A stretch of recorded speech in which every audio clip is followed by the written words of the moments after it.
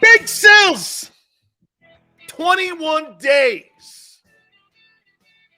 21 days until we kick this bad puppy up again for America's pastime. And no, it's not baseball any longer.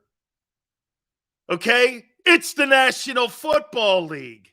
You know what's great about Philly? And again, everyone knows we're based there. Welcome aboard, everyone. I see you guys all over there. Wherever you are in America, too, thank you for coming aboard. Packed show. Philly 500, bottom of the hour. The Hit King, Pete Rose, 4:30 Eastern. We will have him on with us. What's great about Philly, and I hear people from WIP and that other thing they got in Philadelphia, that other station, you know, Crossing Broad. I got a kind of love-hate relationship with them dudes, but it's all good. You know what they still insist on doing? Boring me. Boring me. You know how you bore Big Sills? You talk about a shitty organization like the Sixers. Dude, please, God, end it. Whatever that organization does won't matter. At least the Flyers, like we said yesterday, they know they suck. The Sixers live in a place of denial. Like they think this psychotic process of theirs is like a winning process. And it's not. Dude. You know, I told the guys on Sports Take today, covering the Sixers, it's like covering a traffic jam. It's frustrating and goes nowhere. I mean, I don't cover sports that doesn't try to win. They kind of want to win. You look at Miami and organizations like the Heat and the Eagles who are constantly pushing the gas pedal down to try to be champions. Those are the people you give your time to and your money to and your season ticket money to. Why in the world would I open my wallet and buy a season ticket package for the Philadelphia 76ers? Why would I do that when any move they make means nothing? Your big stories over the last 3 years, right, Xander? Fat James Harden, Ben Simmons, and walking away from a guy who took a G League team to the NBA Finals 2 of the last 5 years.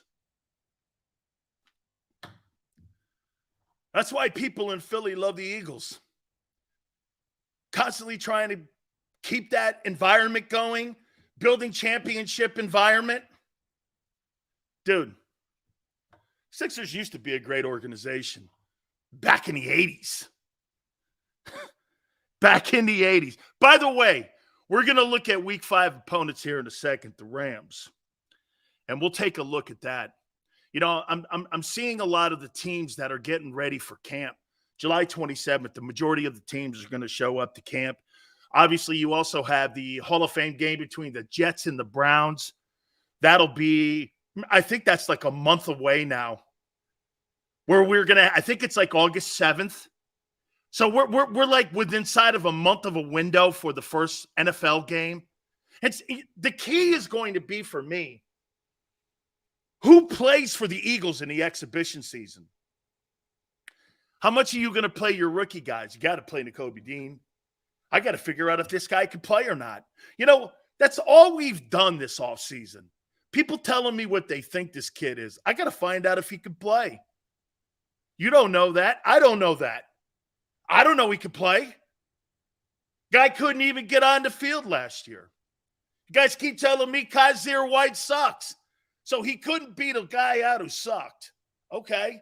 And by the way, when you see him standing next to the rest of the guys, I don't know, dude. He's a little guy. He's a little fella. We shall see. We shall see. We're also going to look at, from going forward as we get ready for training camp, rooms, Eagle rooms. How did I phrase it? we're going to look at position rooms that they have. And I'll tell you which one we're going to look at here in a second. We'll get that. And we got something else, too, when it comes to the Eagles, the X factor. I'll explain. I want to get into the opponents that we're going to start seeing. And we're going to start looking at, like I said, all the games that they're going to play. Some of the teams, we'll preview them. Maybe they're your favorite team. And I wanted to start it with the Rams today. Let's do this. Fabulous players in Cooper Kupp. Matthew Stafford. Aaron Donald.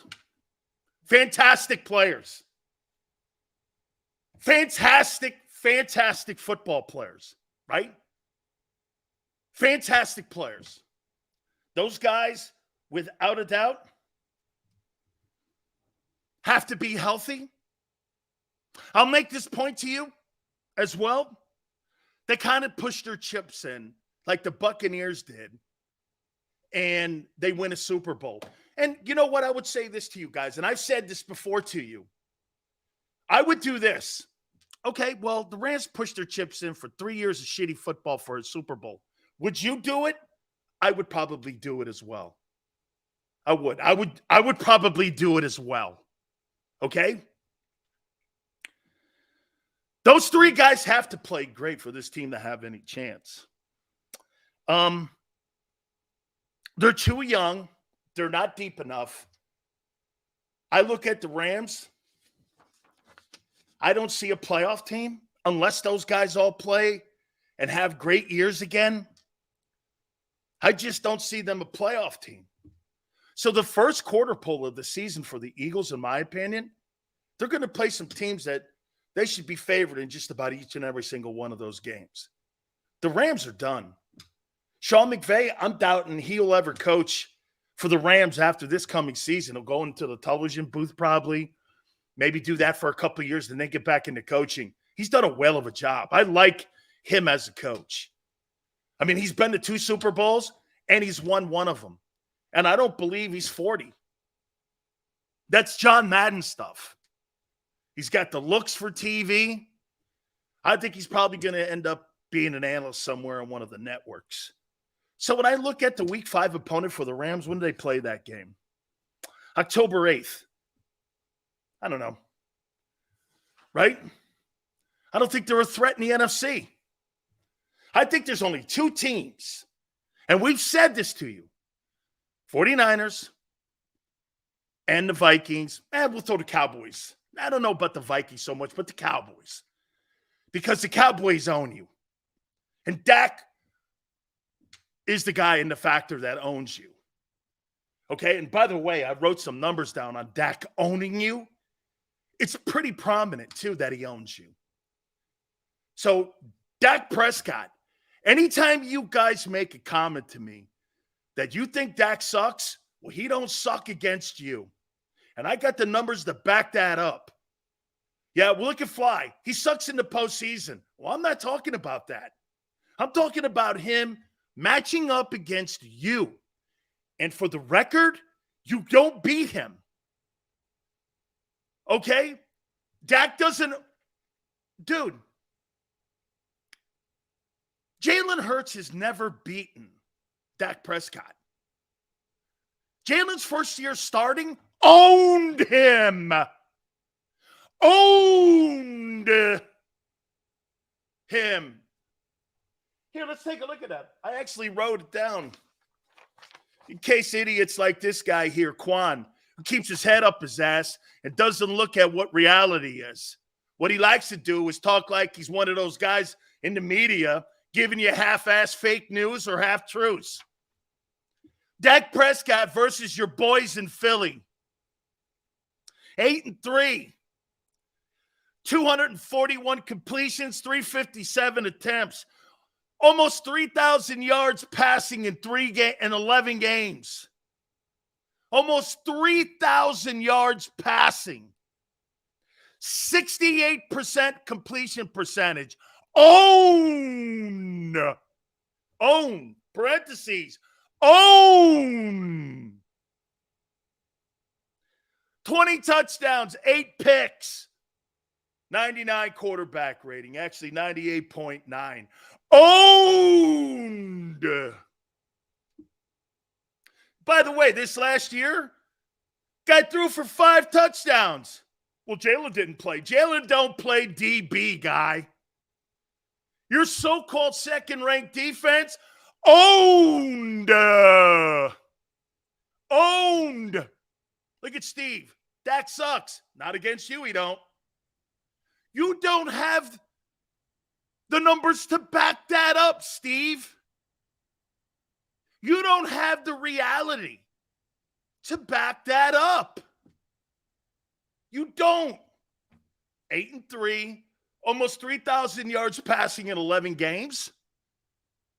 If he wins both these games this year, he's 10-3. That would be Brady versus the Jets.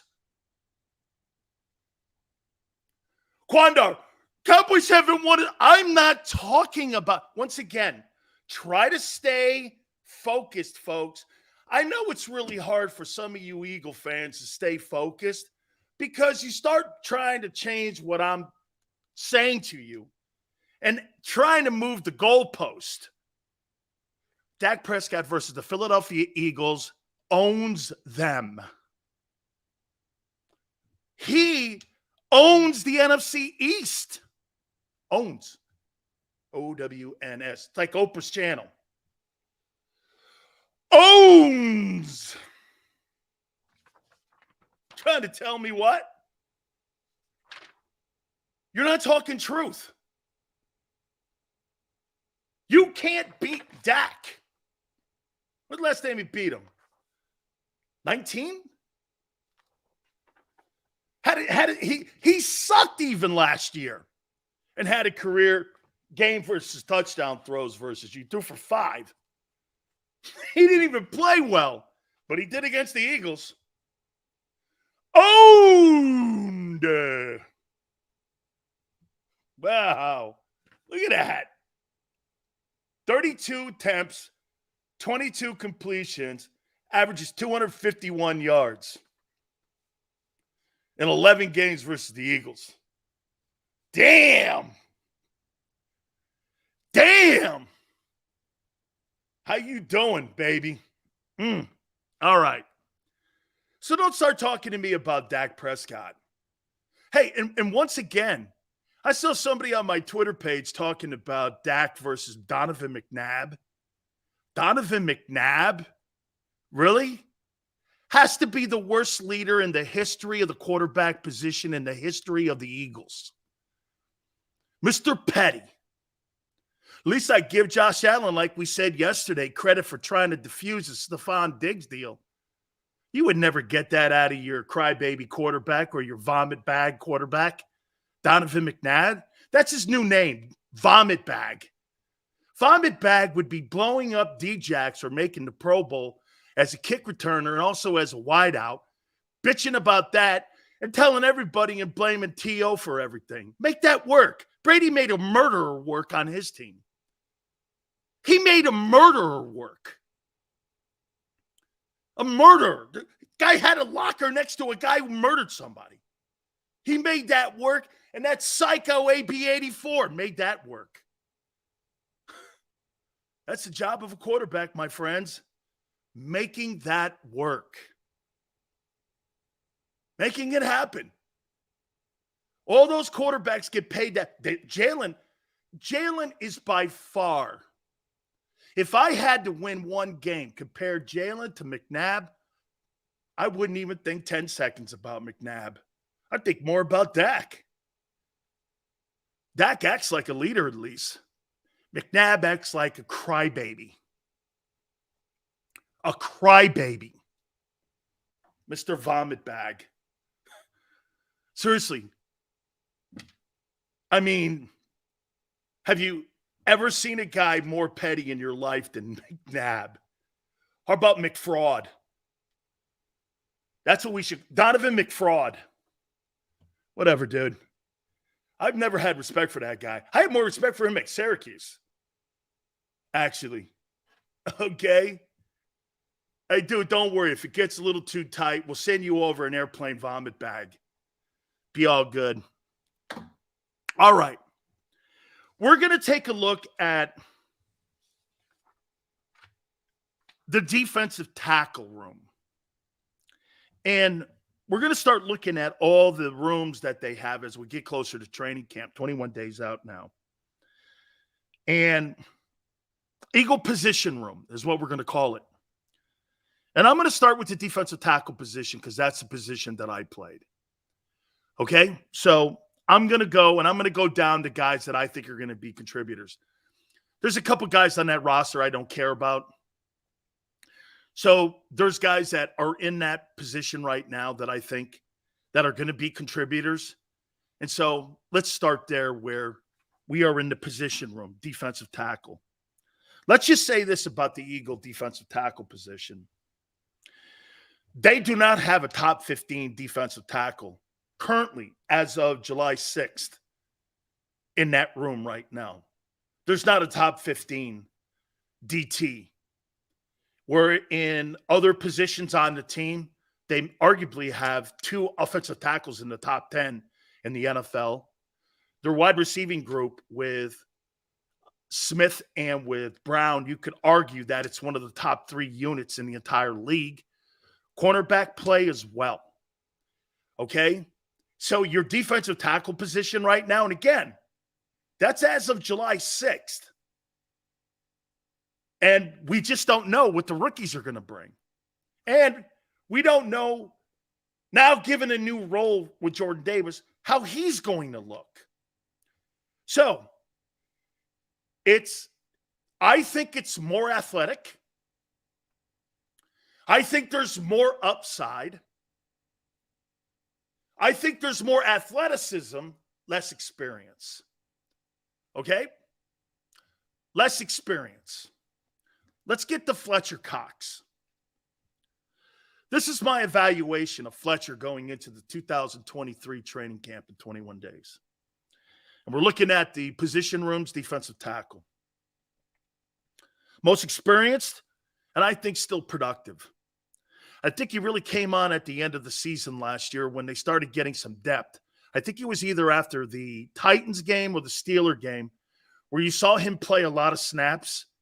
And you could see him getting worn out and worn down. And I thought Fletcher, once they added, I'm talking Howie, because it wasn't anything that idiot Gannon did. He didn't scheme anything up. They just went out and got more personnel. Howie really fixed the leak. He was the guy that really fixed the leak in the dam by adding Linval Joseph and Ndamukong Suh. So they put those guys in, and I think once he got less reps, once he got less reps, I think his production went up. He was fresher. I thought he ended the season on a high note. I thought Fletcher looked pretty good. Then again, Fletcher's always been productive. He's a 3-down defensive tackle. He's proved it his entire career. He's a borderline Hall of Fame guy when it comes to defensive tackle position. If you put the numbers together, Ndamukong Suh and Fletcher Cox, 70 to 71 sacks. Pro Bowls are there. He's got a Super Bowl championship himself. Played on one team. I would recommend him as a panelist for some of the Hall of Fame voters to at least have a conversation about Fletcher Cox. Fletcher's been a productive guy. Even in his rookie year, 6.5 sacks, limited role, he still was productive. And I thought he looked good by the end of the year. I didn't think he looked good at the beginning of the year or in the middle. But once they got depth for him, I thought he really picked his game up. And I thought he became a valuable part of that rotation for the Eagles. Jordan Davis now. Showed signs last year of being effective against the run. Not consistent enough. He's not a very consistent player. That comes with being young. Okay? That comes with being young and being a rotation guy. You got to remember something. When you go from being a starter at a place like Georgia, then you come to the NFL and you're not used to starting, it's a transition. You start 3-4 years at one place and you become a backup in a place like Philadelphia. It's a different mindset. Nobody likes coming off the bench, especially a guy that was at a program like Georgia like that. So I'm not making excuses. I'm just telling you what it is. And so he was inconsistent, probably because he hadn't been a backup. And that was a role that was foreign to him. Obviously, a little bit overweight. Got to bring that down a little bit. That's something you can do. That's just dedication. And he's not a 3-down lineman right now. He's got to improve on being a 3-down lineman. He's not a 3-down defensive tackle. He's not a very good pass rusher. That's got to improve. To be the 13th pick in the draft, you've got to get internal pressure when it comes to rushing the passer, because 70% of the time, you're going to be in a 3rd down defensive front, and the league right now throws the ball. And just to be a run plugger, that's not exactly what they drafted. They saw a guy that ran a 4.78. They saw a very athletic guy. And I said this on draft day about him. He's a first rounder. By the way, once again, I want to underscore it here. I don't think he's a bust. I think he's a first-round talent. I think he's a good football player. I just don't think what you're thinking he's going to be. He's going to be. I said he was, and Xander was here with me. I said he's either going to be Fletcher Cox or he's going to be Vince Wilfork. That's not a bad floor. Vince owns 3 rings. That's not a bad floor. Vince or Fletcher. That, to me, that's okay. I'm not talking about something like this. Mike Momola and Fletcher Cox. Mike Momola was nothing in Philly. So I'm putting him in the middle of some pretty good ball players. Steve goes like this. You said he was, and I quote, dog shit. That's an absolute lie. When I was when you guys had all those draft choices prior to the draft, I had him as one of the guys that the Eagles should draft. I also had the corner at Washington and the kid from Utah. Xander was right here with me. I'll talk like, hey, dude, you want to change the narrative? You're one of the same people that loved the pick, I bet, of Jalen Hurts in the 2nd round. Okay, Steve. If that's how you heard it, that's a you thing, bro. All good. So, again, he's not a 3-down defensive tackle yet. He's got to get better. By the way, once again, how I'll evaluate Jordan Davis will not be an opinion. It'll be what he does. 19 tackles in your first year. And for the Eagles to have to go out and get 2 dudes from the soda stand is not cutting it. So whatever, when you think that guy is going to show some upside, he better, because he hasn't. It's time to step up, son. Jalen Carter, 0 experience. But, in my opinion, has all the tools to be a formidable defensive tackle. Has all the skill sets that I've seen coming out of college that Jerome Brown had. Great feet, power, hands, raw bone, hip power, can twist, can play in a 3-1 and a 0. That kid has all the tools that you'll need in your toolbox to be a 3-down great lineman. This guy here looks closer to Fletcher than Jordan ever will. And Jalen Carter, in my opinion, the only thing he does lack is the experience. So I would probably play him 2 quarters, 2 games, play him a lot in the controlled scrimmages to get a better evaluation. Am I going to tilt him? Am I going to put him in a bear front? 3 technique, 0 technique? What do I get the maximum out of Jalen Carter? That also helps, on the other hand, that also helps Jordan Davis. Jordan Davis is a 1 technique or a 0 technique. That's all he can play right now. He's not a 3 technique D tackle. He's far from it. When you're a 3 technique, you've got to create havoc. He doesn't. This kid Carter can. And what's going to be essential about those 2 men, and actually the rotation of Fletcher, Jordan, and Carter, if you're going to play that small middle linebacker and Nakobe Dean, who's got a history of injury, especially in the shoulders, you better make sure those guys are stopping the run. It's got to be a number one priority. Protect that linebacker. He's not a big dude. He will never hold up. I'll make a prediction to you. If the Eagles are 15th and having the ball run against them, and they're around 15 to 20, Jakobi Dean won't finish the year. He's not big enough. He's just not a big enough guy. And he won't survive that. This guy will be chasing downfield. Okay? So again, end of the day, Jakobi Dean has got to rely on those two tackles in front of him. Milton Williams. I think this kid, I heard somebody on with the Sports Take guys a couple months ago, and somebody said he was just a dude. I don't think he is. I think he needs reps. I think you could play him in a 3 technique, a 0 technique, 1 technique, shade him.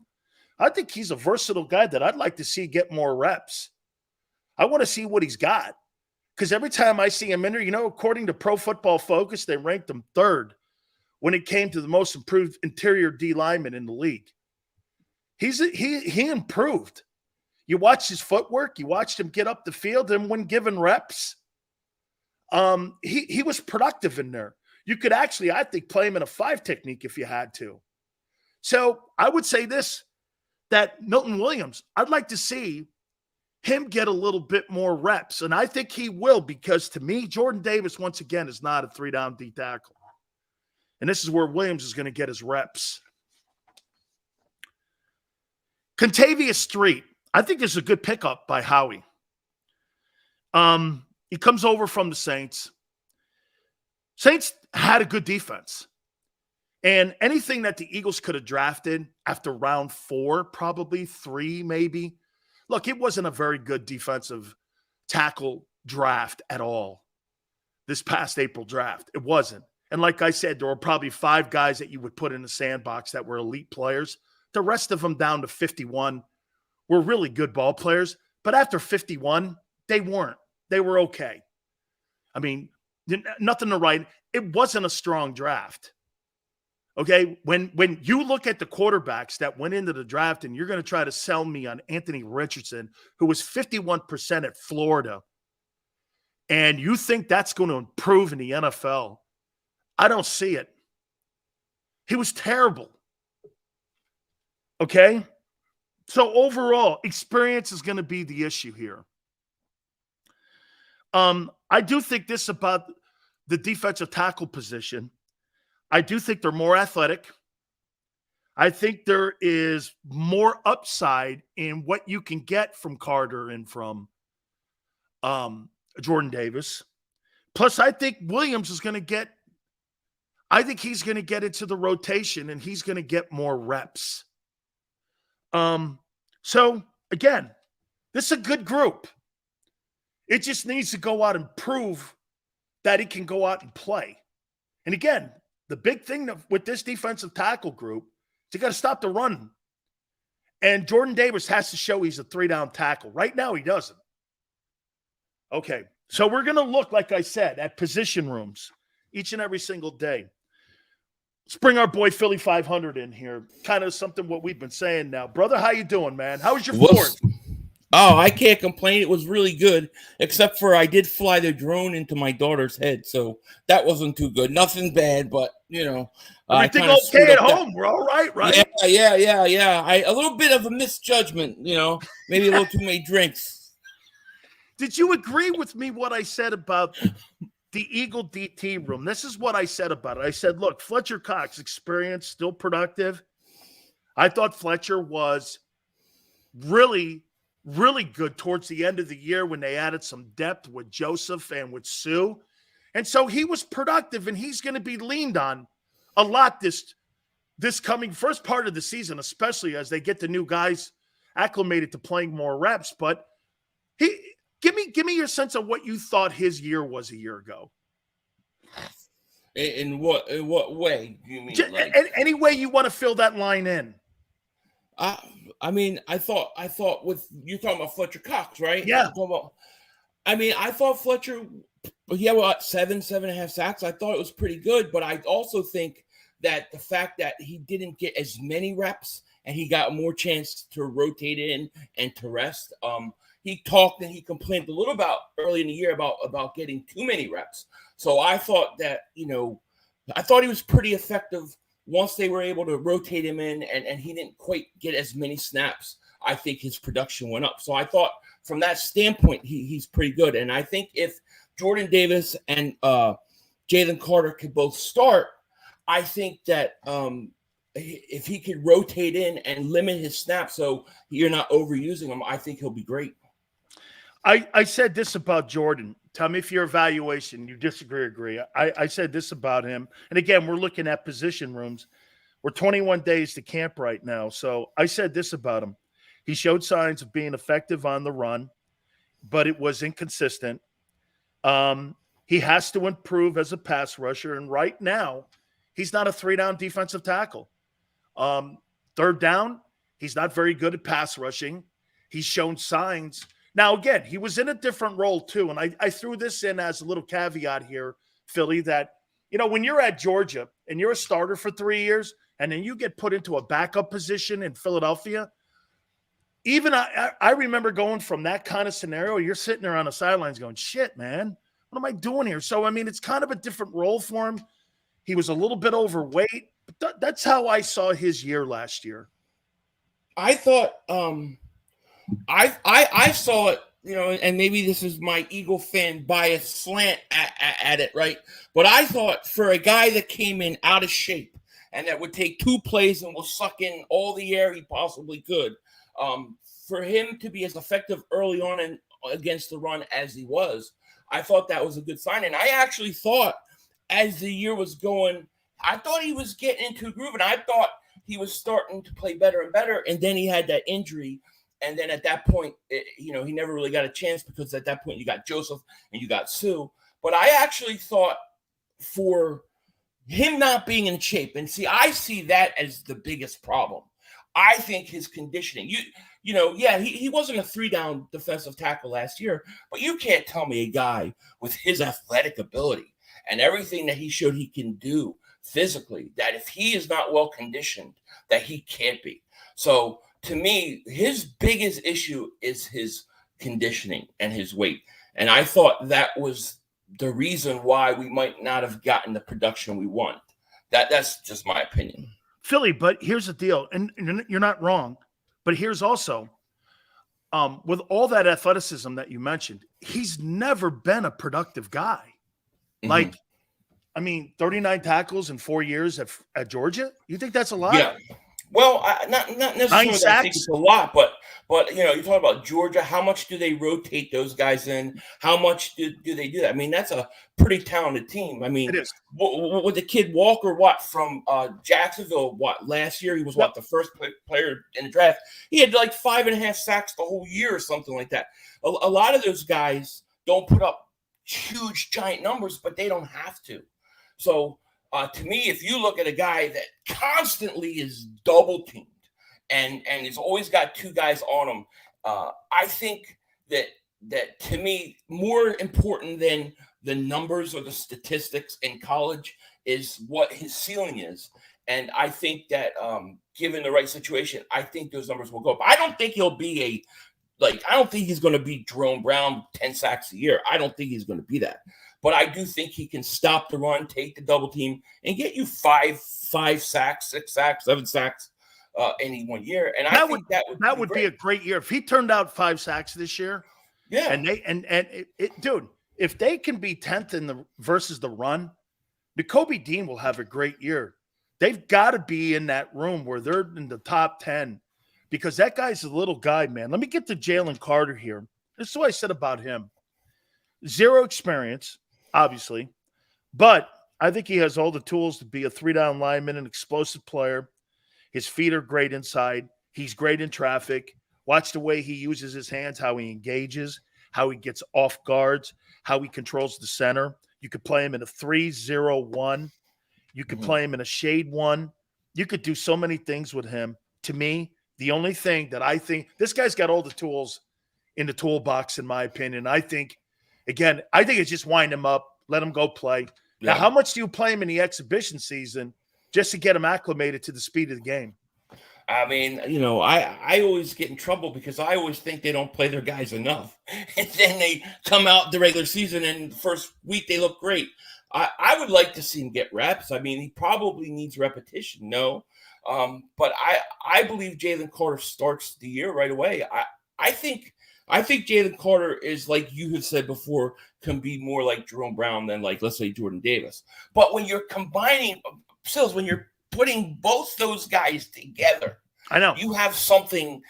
You have the opportunity for something just dominant. You could right now. The Eagles are banking on two guys that you went consecutive drafts in the interior for the next 10 years. If these guys pan out and play to the expectations of what some people think, and I would also make this argument about those two guys again. I'll say it again. How Fletcher Cox and Jordan Davis and how Jalen Carter play is going to determine what kind of season that Kobe Dean has. I agree. If they get knocked off the football, that kid's not going to last 17 games getting blown up like that because he's just not a physical specimen, and he's got a history of injuries. And so he's a smart kid. He knows everything. But here's something that you just mentioned also too, Philly. So here's a guy that saw very limited reps last year when it came to the Mike linebacker. You're telling me you're just going to line him up against a Belichick offense, put him out there against a Bill O'Brien offense, having had no reps at the Mike linebacker position when it comes to game situation, and think that guy is just going to be a good football player against Belichick and those guys? That's a tall task. That's a lot to ask from a guy who's never started in the NFL. Yeah, I think that's fair. I mean, you have a guy come in, he really has had like hardly any snaps. I think you're right. I mean, it's hard to know how good he's going to be and all those kind of things. All we can look at is the fact that I believe this guy was supposed to be a first-round pick. That's where everybody projected him. If you look at everything the Eagles have said about him, I believe they let both those linebackers walk because they like this kid a lot. And I also think, I mean, they already gave him the green dot, right? He's calling into place. So they think he's very smart, and I think the Eagles think a ton of him. And that's why they let those linebackers off team. So in my opinion, I'm banking on the fact that the Eagles organization is high on this kid, because let's face it. I mean, the Eagles don't like to spend a lot of money at linebacker. I get it. I know, but they're also very aggressive. They also know they're on the verge of being a Super Bowl champion. I have to think that if they were really that concerned about Nakobe Dean or didn't believe in him, that they would have made another move at linebacker. Remember something, too, when I say something about O'Brien's offense. He won division titles as an NFL head coach. His problem became when he became the general manager of the Texans, and I asked him to start making personnel moves. But he was winning with quarterbacks that you never heard of and winning division titles. I mean, and he developed Deshaun Watson into the quarterback that just got a $230 million deal in Cleveland. So, and he just comes out of a program that won national championships at Alabama. Won a Super Bowl, too, when he was a coordinator in New England. This guy's going to be quite the challenge, O'Brien, because, again, he was Tom Brady's offensive coordinator in New England. So this guy knows what he's doing here.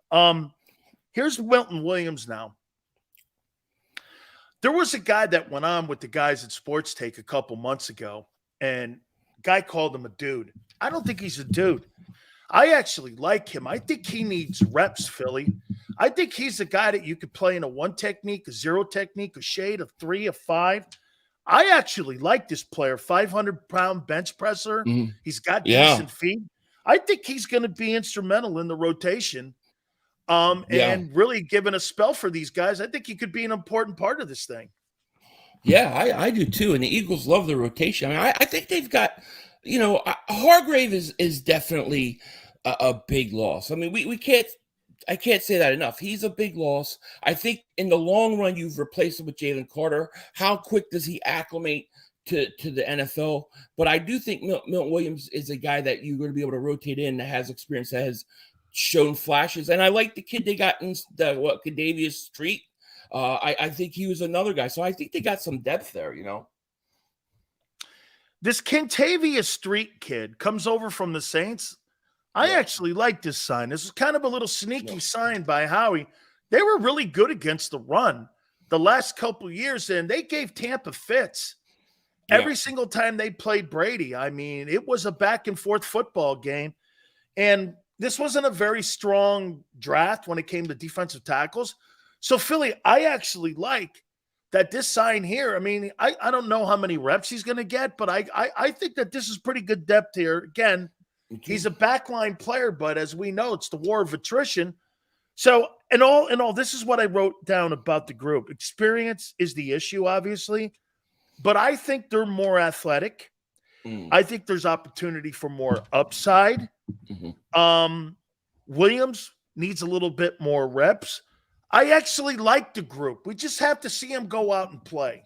Yeah, I agree. I believe that the key to the whole group and to this defense is Jordan Davis, because I think Jalen Carter is going to be good, and I think he's going to do his thing. But if Jordan Davis is in shape and he takes a jump and he is just what the Eagles thought he would be in the first round, I think the whole complexion of that defense, especially those linebackers that you were talking about, completely changes. I really do. I think Jordan Davis is a big key to this defense.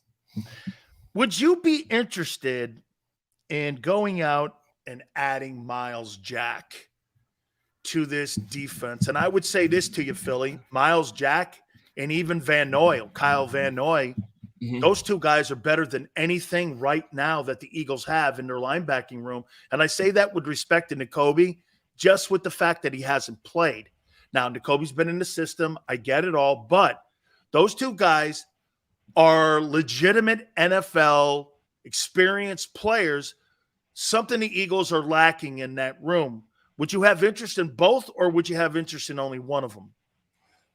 I would have interest in all linebackers, to be honest with you. I mean, because I think you could use it as an upgrade. My only thing is this. I think if I was Howie and I was dealing with my linebacking situation, I really think I would wait on bringing a linebacker in until the trade deadline. I want to see what these young guys can do and give them a chance before I go and take snaps away from them.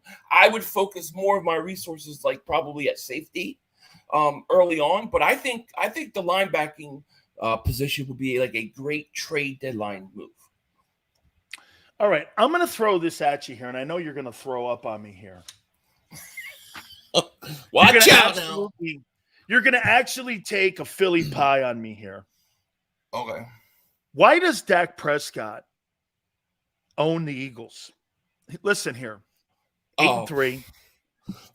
8-3, averages 32 attempts, 22 completions, 251, 68 completion percentage, 20 touchdowns, 98.9 QB ranking.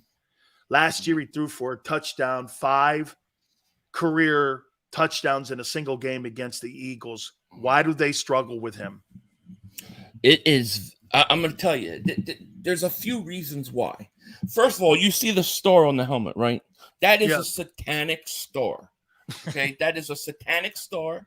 They sacrifice chickens. They do a lot of black magic voodoo stuff. So we got to deal with that. But when you look past that, I actually think the record is overrated, because if you look since Dak Prescott has been playing, the Eagles have not been a consistent juggernaut. Dallas has been the most consistent team in terms of roster and talent on the roster. The Eagles have been this, right? They've had a lot of quarterbacks, a lot of changing. And to me, I see it like that Dallas had nobody really to compete with except for an Eagles who were very up and down. And if he built a great record, never had division, as good as his record was, never won the division twice. I think he blew his load. I think he had a great record, but now you have an Eagles team that is much better. And I got to tell you, Dak Prescott plays the first game with the Eagles still beat him. And if Jalen Hurts plays in that second game, there's no way that I believe the Eagles lose that game, even though Dak had a good game. I think Dak Prescott blew his chance when he had a division that was inconsistent. And now that the division's getting better, I think that record is going to get worse in the next few years. Philly, the last 3 games that Dak has played against the Eagles have not been competitive. Well, I mean, the last game was competitive. No, it wasn't. He had 5 touchdowns and threw 80% and was 357 in the game. Yeah, but the Eagles could have won the game on the last drive. Gardner Minshew so you're did telling not me come Cooper up big. Rush then kept the Cowboys into the fourth quarter going into no. Jonathan Gannon kept the Cowboys in that game in the fourth. They were up 20-0 in the second quarter. Remember, that game was like a big learning curve for the Eagles because they were up like 20-0 and he took the foot off the gas. Remember the first game? I don't believe that Dak Prescott beats the Eagles in that Christmas Eve game. Now, I'm not saying he didn't have a good game, and I'm not saying he's not a good regular season quarterback. But when you have a great record for the division and you have nothing to show for it, and now you have teams that are more competitive or better, the Eagles are not going to be up and down. The Eagles are built for the long term. So I think Dak blew his load. Okay, so is that the biggest fan?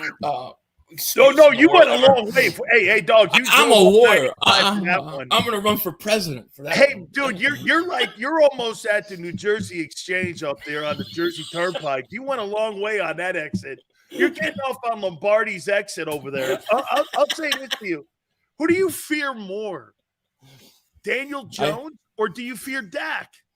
Oh, I would have to say I fear Sam Howell. No, I think Dallas is I hate to say this because I don't want to give Dallas anything, but I think they're a good team. I think they're the 3rd best team in the conference, probably. Yeah. I would say Eagles, Niners, Cowboys. So I think the Cowboys are a bigger threat because I think they've got more weapons, but I don't think that I think a lot of that record in the past, I mean, I just feel like, man, the Eagles were not built the same way. It was kind of like we were always had a quarterback injured. We were kind of up and down. We were good, bad, kind of good. And now I think with the team that they have, I don't know if he could keep that record up. I mean, imagine having that kind of record and you can't even win back-to-back divisions. Okay, final one here. Of all the players this year you're looking forward to seeing play, who's the one player in the Eagles you're looking forward to seeing play? That's a great question because there's a lot of guys, but the one guy you're going to be focused the most on this year is who? Probably Jalen Carter, but it'd be him or a close Devontae Smith. It'd be either of those two guys. You know who mine is? It's Dallas Goedert.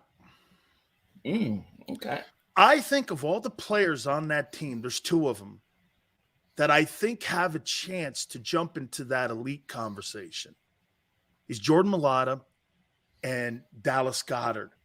Do you agree with me? If those 2 guys play healthy this year and play a full 17 games, they're locks for the Pro Bowl. Yes. I definitely think so. I do. And doesn't Goddard then move himself into the top 4 conversation in tight ends? Because let's say Philly, what do you have? Almost 700 yards last year receiving? Yeah, something like that. He missed 4 games?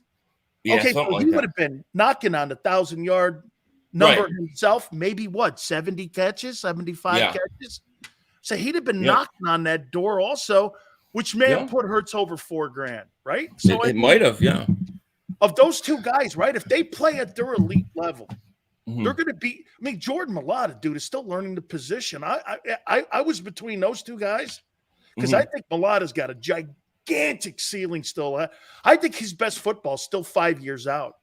I agree. I think he's still got his best years to come. I agree. I like those 2 guys. That's pretty interesting. I think Devontae Smith, when it's all said and done, he will be recognized as a top 5 wide receiver this year. I really believe that. You think when Devontae Smith is done with his career in Philly, he'll be the all-time Philadelphia Eagle wide receiver in the league, in the team's history? Yes, I do. And I think that we should just start measuring him for his gold jacket right now because I think he's that good. You think he's a gold jacket guy? I do. I think when it's all said and done, I think so. Who's throwing him the ball? Jalen Hurts. What do you mean? So 95 catches last year, right? I mean, he can definitely improve on that. So if Devontae's going to the Hall of Fame, that's right. Are you now putting a proclamation out that if Devontae is going to the Hall of Fame and he retires the greatest wide receiver in Eagle history, what's the collateral comment on Jalen Hurts then? Where's he in your thought process? I think I'll put it this way. I think that we have entered the golden era of Philadelphia Eagles football. I believe that this is going to be their decade. So I'm talking multiple championships. I think buckle in. I think the best years are right now. I really do. All that suffering, the Fog Bowl, all that stuff that we went through, it's like this is our time. Rondé Barber, baby. That's all I got. Man, I've never. That's the most depressed game I've ever. To me, was it the Fog Bowl, the loss of the Super Bowl to Kansas City, or the NFC title game when Rondé got that pick? Honestly, I got to tell you that the NFC title game still stings more. It still hurts more because I was so sure. We all were sure that we were going to the Super Bowl, and to go up 7-0, Deuce Staley walks right in the end zone. You're thinking, here we go. We're going to beat Tampa Bay again. They never beat us. You're closing the vet. Man, I have not recovered from that. I literally don't think I spoke a week. I didn't speak for a week after that game. That game is like the most depressing game. Fog Bowl was like, that was the first playoff game I ever saw the Eagles playing, but I didn't see anything. You couldn't see anything in that Jerome game. told me that he's never been involved in anything like that in his entire life. I mean, dude, he said this. When the quarterback dropped back, there were parts of that game where he didn't even see where the guy was. Nobody saw anything. I believe it. I mean, it was he goes, it was the craziest thing he's ever seen in his life. Yeah. Or been involved with. And we've been involved in a lot of rainstorms down in South Florida. Yeah. But he said he's never seen anything like it. Yeah, it was wild. I mean, you couldn't see anything on TV. And I just remember early in that game, we scored a touchdown. They called it back on a penalty. I think if they don't call that a penalty, then the Eagles probably would have won that game. But I don't know, to this day, I still don't understand why they didn't suspend the game until the fog cleared. I just don't get it. It's crazy. Always remember this, Philly. JFK got shot and murdered. They didn't cancel games. They're not canceling games for a fog. That's true. That's true. But they have done it for snow. Remember a few years. They've moved it and all this and that. Yeah. Okay. But always remember, man, president gets killed and they just played on. What city was it, by the way? That's the league. Hey, Philly, I appreciate it, brother. Thank you so much, my friend. Appreciate it. You got it. That is Philly 500. Make sure you check out his great podcast. That guy does such a great job. I really appreciate him coming aboard. All right, I'm going to throw this out now. Top of the hour. Also, I got some numbers on Jalen I want to get out to you guys. That'll be at the top of the hour. Also, don't forget, Pete Rose will be with us at 4:30 Eastern time. Who will be the Eagles' X Factor for 2023?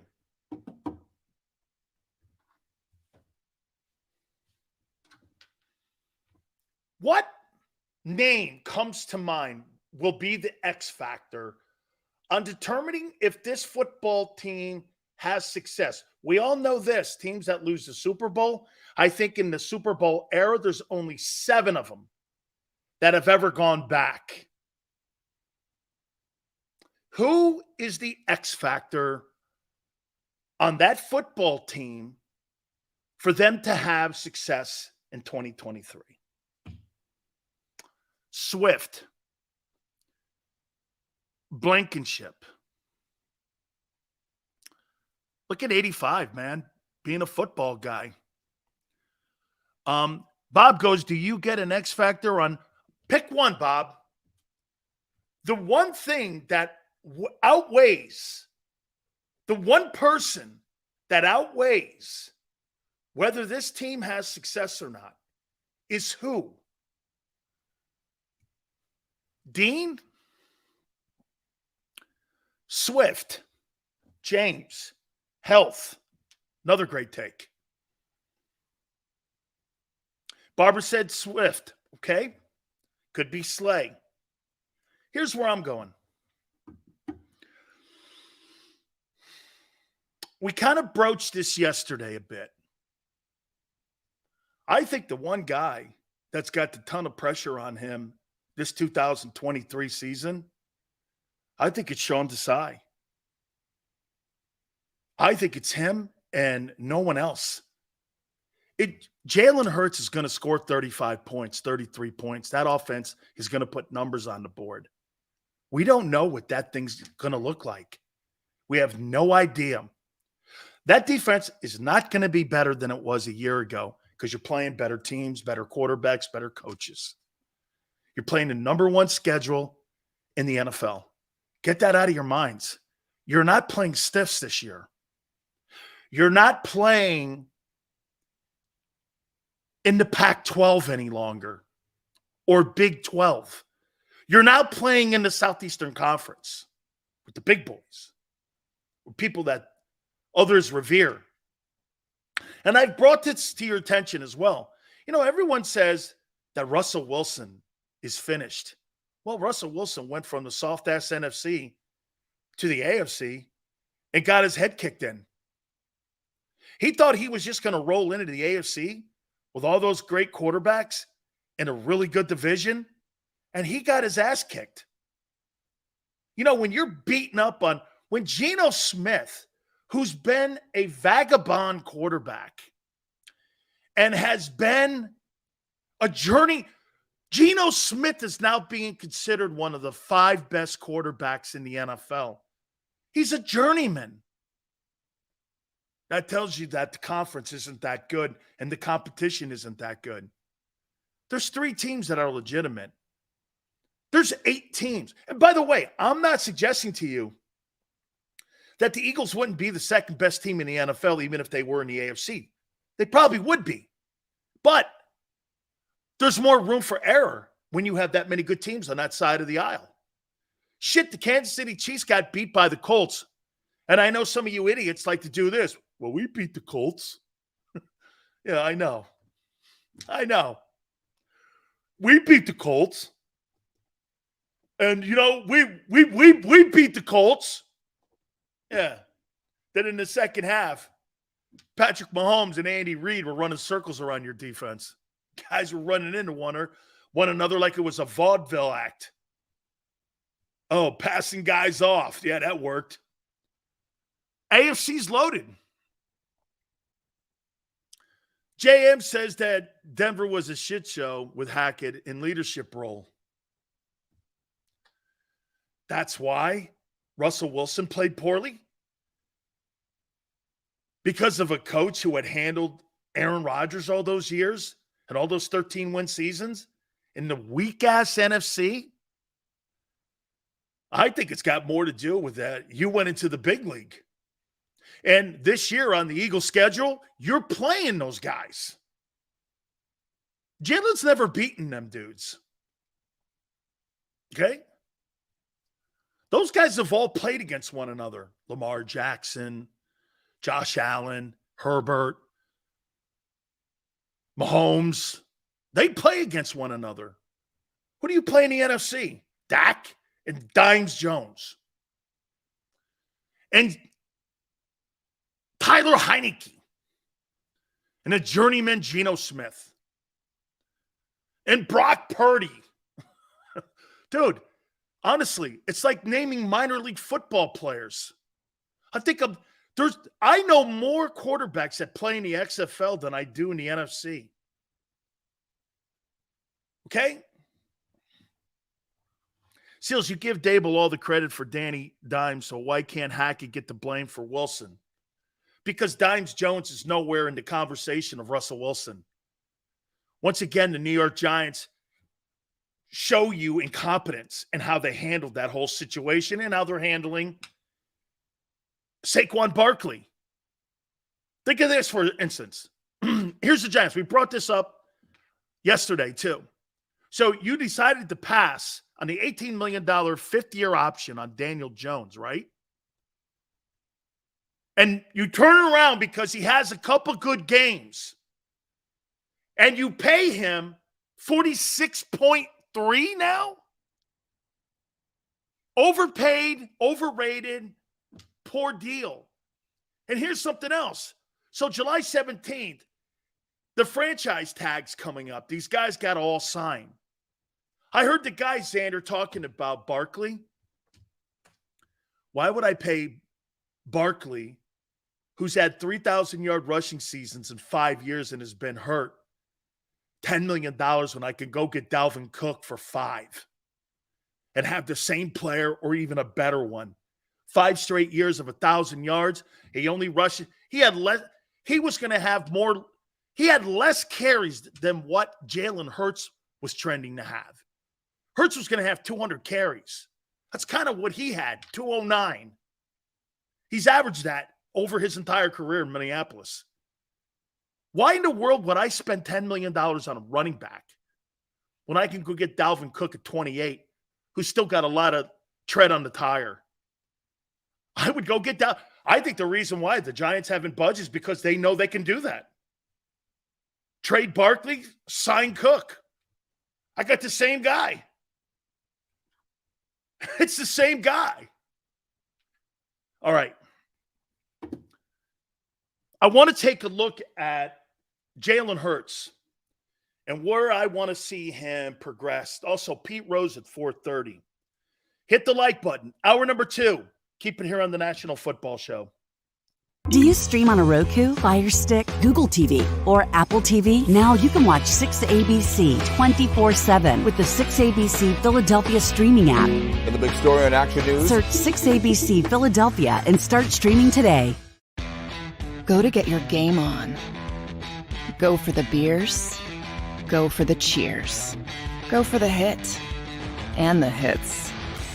Go for the stakes and the stakes. Go to get your parlay on. Go to get your party on. Go for the scene. Go for the screens. Go for the gallery. Go for the win. Go to Ocean. Visit theoceanac.com to plan your visit. The greatest fans on earth. It's a bold statement, but would you expect anything less from Philadelphia? 58 years of heartache creates a toughness, a grit, a resolve not found in most. Sure, our prayers were answered, but now that we've had a taste, we're looking for more. Pondley Hockey, official partner of the Philadelphia Eagles.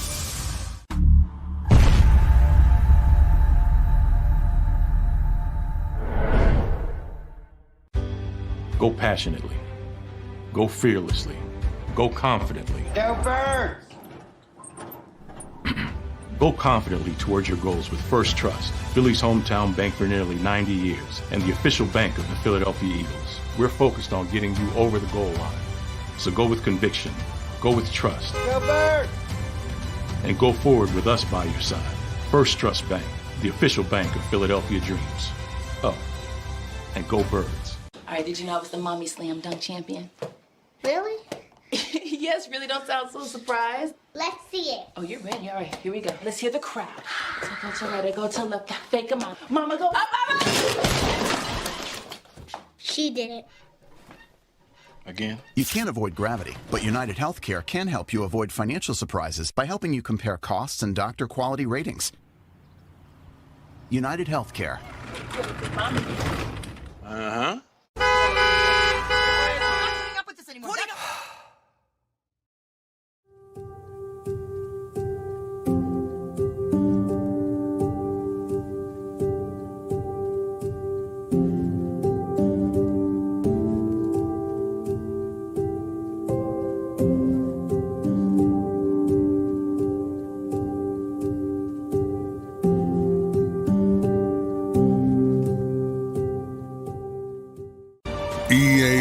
EAGLES, Eagles.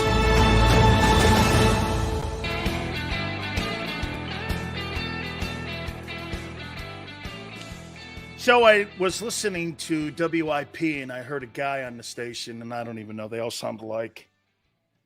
And he was talking about the Eagles not complaining about making excuses why they lost the Super Bowl. I'm sorry, that's not my takeaway. And what they've done is they've taken that Brandon Graham interview that was here. And by the way, I love how the media just doesn't credit JAKIB Sports and Sports Take for having him on, because that's where the birth of that comment came from, was from that interview by Brandon Graham. And he said it kind of half-hearted. And it was just a comment. It wasn't like a point. And he also went on to say, if you added that other end of the conversation, he added on, hey, Kansas City played on it too. I mean, this is exactly what I talk about when the media sits there and they know that you're chopping up a comment that somebody makes and you're trying to make a story out of it. This is exactly what Josh Allen is talking about with Stephon Diggs. It's a bullshit take. It's an absolute bullshit take. Nobody in Philadelphia is bitching about the turf that the players, hey, fans can. That's all good. Coaches aren't bitching about it. It's not my takeaway. My takeaway is not that. I heard the interview. I actually took time to listen to the context of it. I didn't come away Brandon Graham with sour grapes. Hey, got to go out and play hard. You know, we got to go out. But now, since, like we said yesterday, right, Xander? Now that the NFL has come out blaming the Eagle players for not having the right cleats, hey, guess what? Kiss my ass, NFL. You want to blame the players in Philly? Well, then guess what? Now it is an issue for me.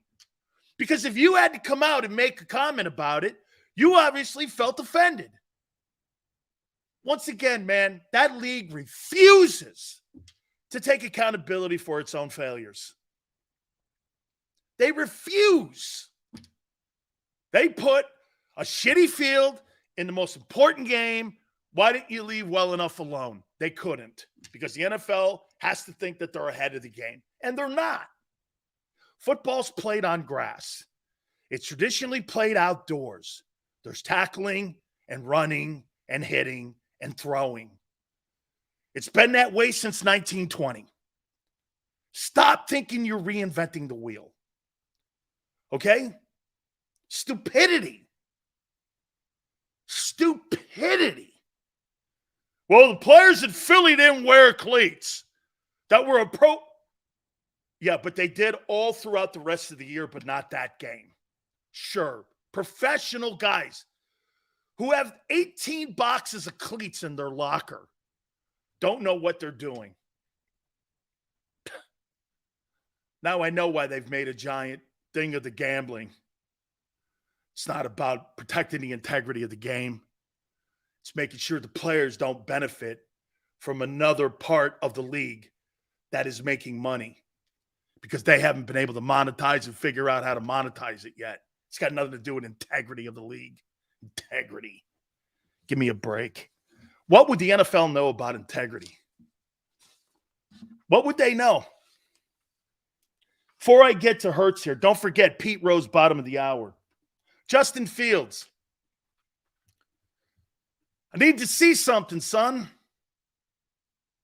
I need to see a Jalen Hurts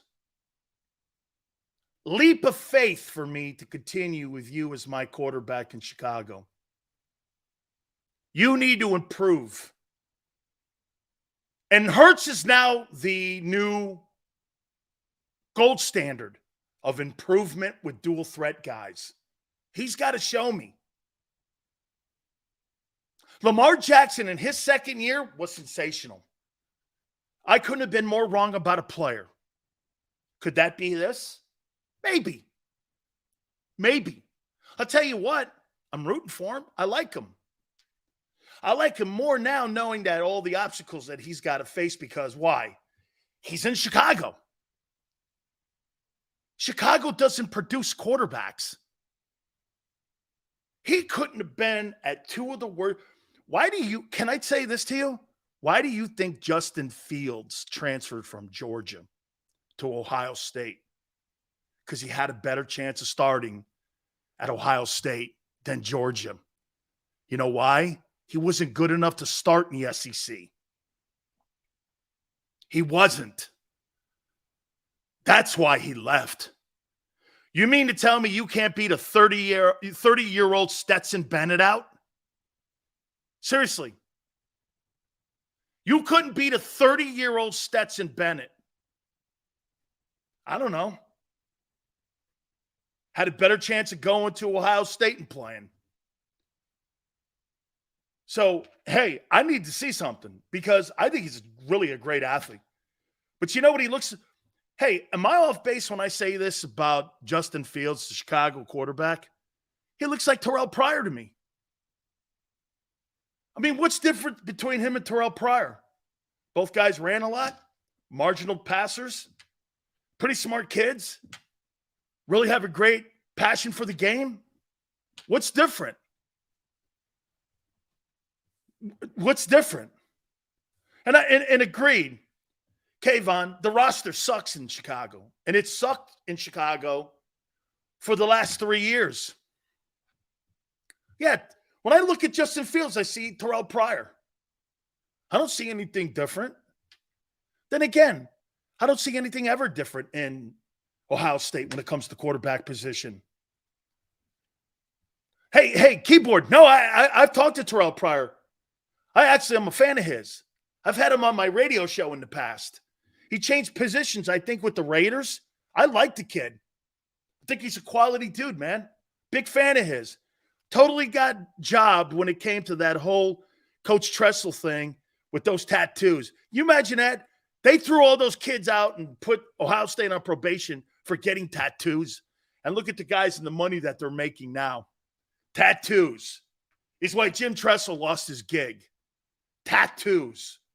At a local tattoo place that was paying the kids to get tattoos and giving them a couple extra bucks. How stupid can you get? No, trust me. You can get real stupid. Before I get to Jalen, don't forget again, like I said, Pete Rose, bottom of the hour. We asked you the X factor, and I told you that I believe it's going to be Sean Desai for the Eagles. Let's go into the NFC East. Who is going to be the Cowboys' X factor? Philly 500. Thanks for having me on, Big Seals. You're the best. I appreciate you. Also tell Charlie Hustle, Philly fans love him and appreciate all he did for us. Dad getting his butt kicked this year. Yeah. Yes, sir. Philly 500. That's my boy, man. You know what, man? Of all the people that we've ever had on that has really great streaming shows, I think he's the only one we've ever had on. And I got to tell you, man, kudos to you, brother. Kudos to you. Thank you so much, man. Really big time. So we threw Sean Desai. Cowboys. Who will be the X factor for the Cowboys if they are to have success this year? Cowboys. Give me a player or coach or Jerry. Who's the X factor for the Cowboys if the Cowboys are to win the NFC? One name. Pollard. I like that. By the way, he's got a decision also on July 17th, Tyler, because he's also been tagged. I think it's Josh Jacobs and Saquon and Tony Pollard that have been tagged. And I think that number is $10 million if they accept the franchise tag. McCarthy? Okay, play calling. Follow me here. I think it's Brandon Cooks. And here's why. CeeDee Lamb had a good 1,300 yards, had a bunch of touchdowns. That's not enough for Dallas to beat Philly. And I mean not just to beat them in a head-to-head matchup. I'm talking about win the NFC East. You see, if Dallas wins the NFC East, they'll have home field advantage because I think those potentially could be the best two teams in the NFC, the Cowboys and the Eagles. Brandon Cooks has got to take some of the heat and has got to be able to have Dak spread the ball out. They couldn't spread the football out last year.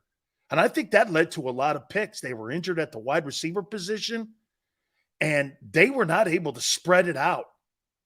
And they've got to spread that football around so that CD becomes more of an open force for them. They're not going to get anything out of the tight end position, but where the Cowboys are going to make up for it, they're going to make up for it because Pollard can catch the ball out of the backfield. He's very proficient at that. That's something the Eagles don't do. Now, they're hoping to change that with Swift, obviously. So, to me, Brandon Cooks, if you look at his numbers, this guy's put up a bunch of 1,000-yard seasons. He's a workhorse kind of wideout. And he's been very productive as an NFL player. Michael Gallup, coming off that injury, just was not what I thought he was going to be. Okay? To me, I'm looking at Brandon Cooks. For the Giants, who will the Giants' X factor be? What guy on the Giants will be the X factor if that team is continuing to improve under Brian Daboll? Who will be the X factor for the New York Giants in 2023 if that team's to be successful? Who? Barkley? I agree with you, Kayvon. I think it's Darren Waller.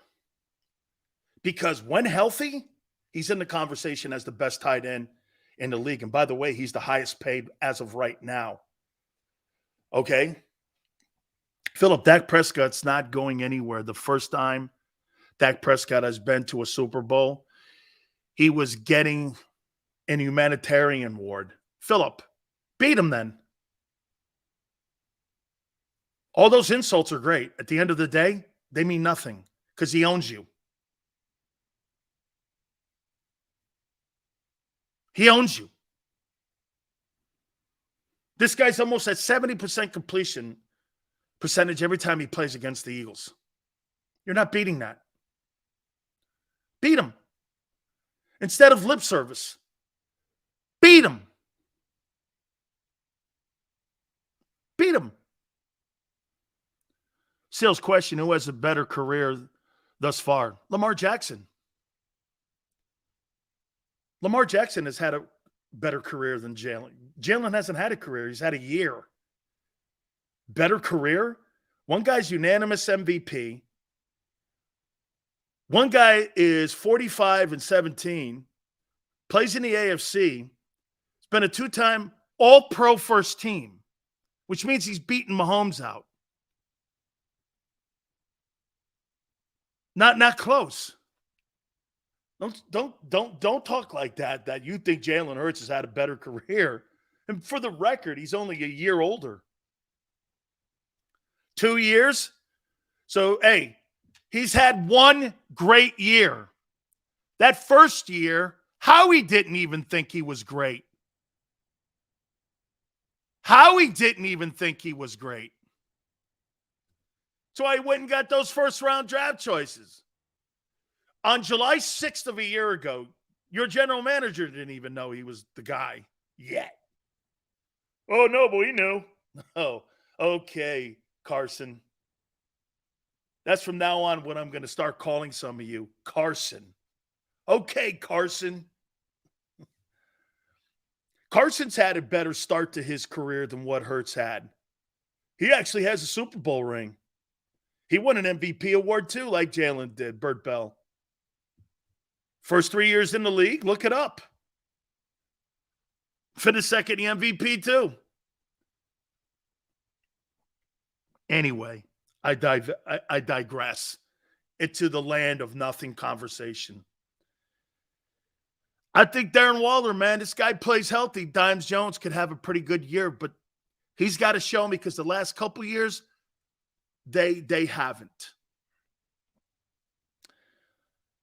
Washington Commanders. Who's the X factor? Who's the X factor in Washington if the Commanders are to have a successful season? They got talent there. They got some talent. Got some talent. JM, bingo. Eric Bieniemy, I'm with you. How will Eric Bieniemy and his influence, what will it tell us on what kind of coach he is? Was he really important to Mahomes or was he not?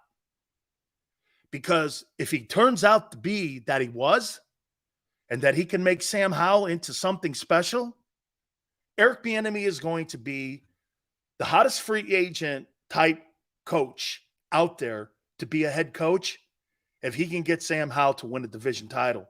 And let's not forget something. Ron Rivera won a title in the NFC East. I believe it was his first year there with Tyler Heineke. He's a good coach. He has just as many division titles in the NFC East as Nick Sirianni does. Plus, you have Bieniemy and you have Del Rio. They have the best coaching staff in the NFC East, Washington. Most experienced. Some of those guys have Super Bowl rings as players, coordinators. One guy's taking a team to a Super Bowl too.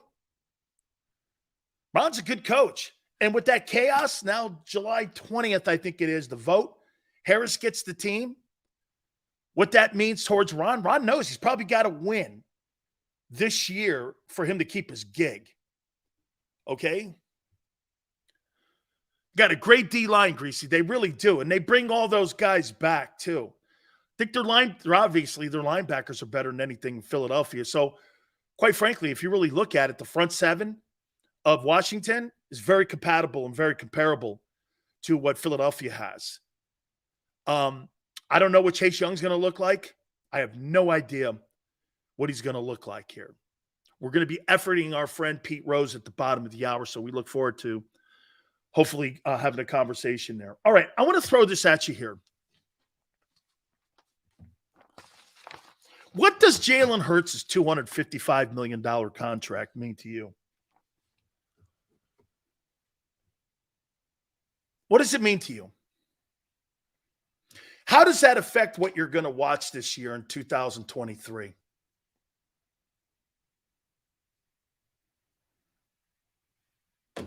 How does that affect you?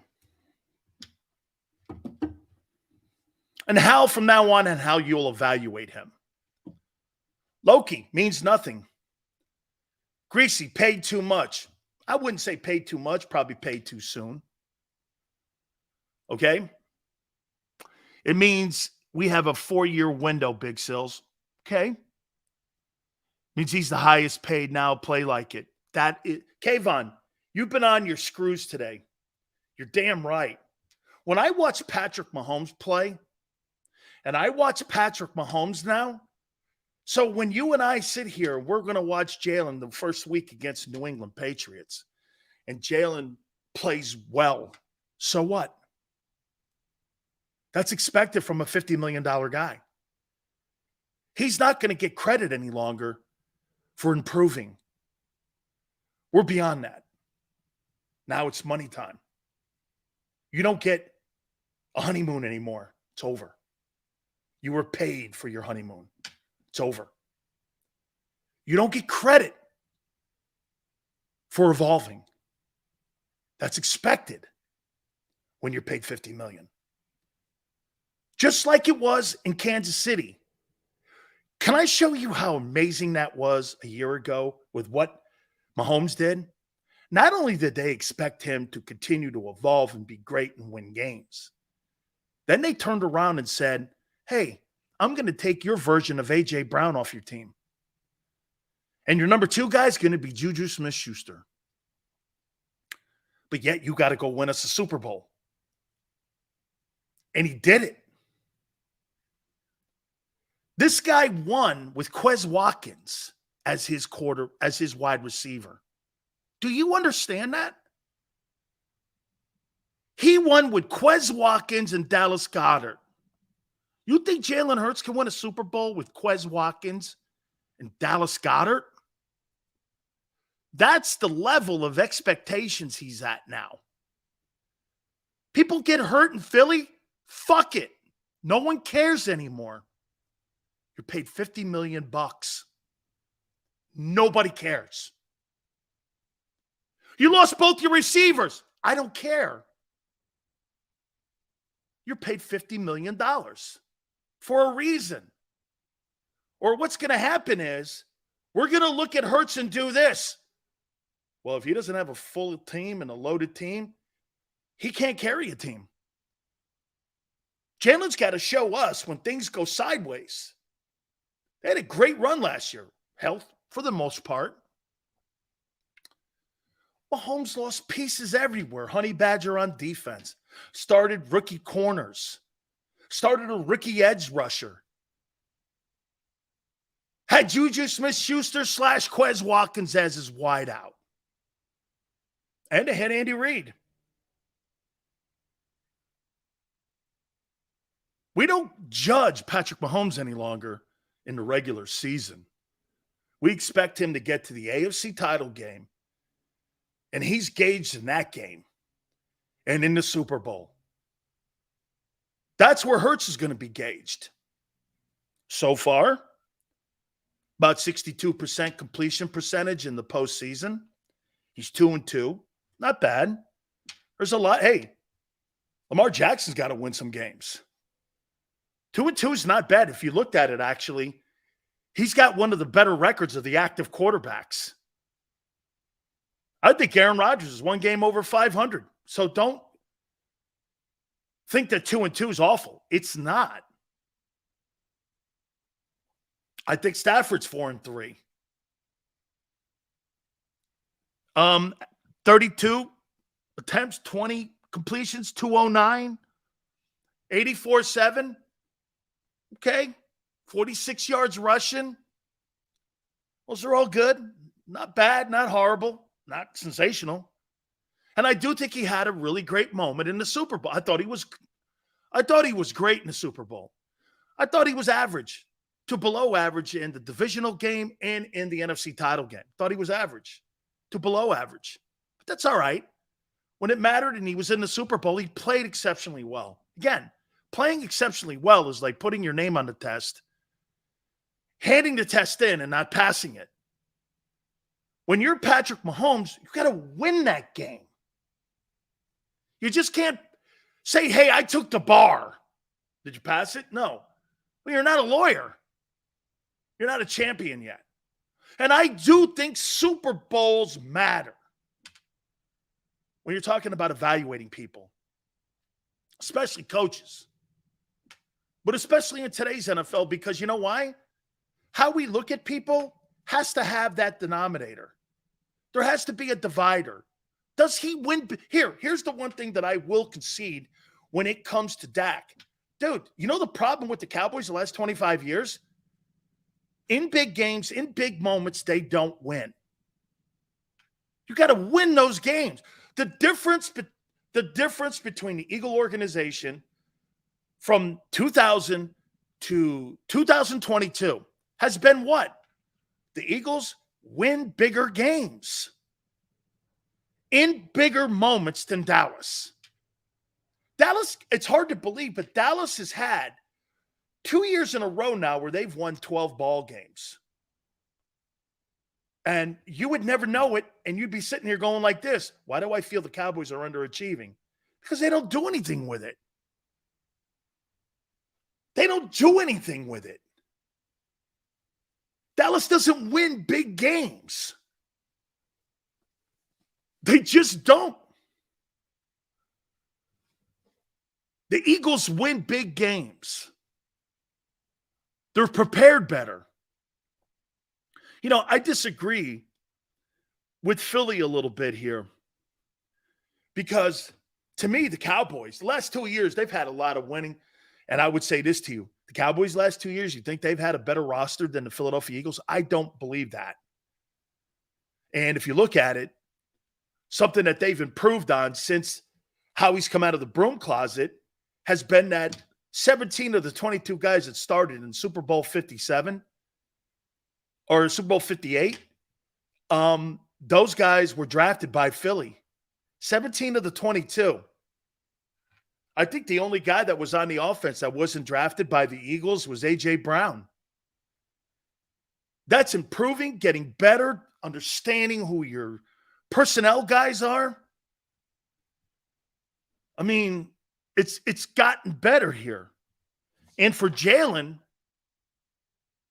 in my opinion, he's going to be gauged now on what he does in the postseason.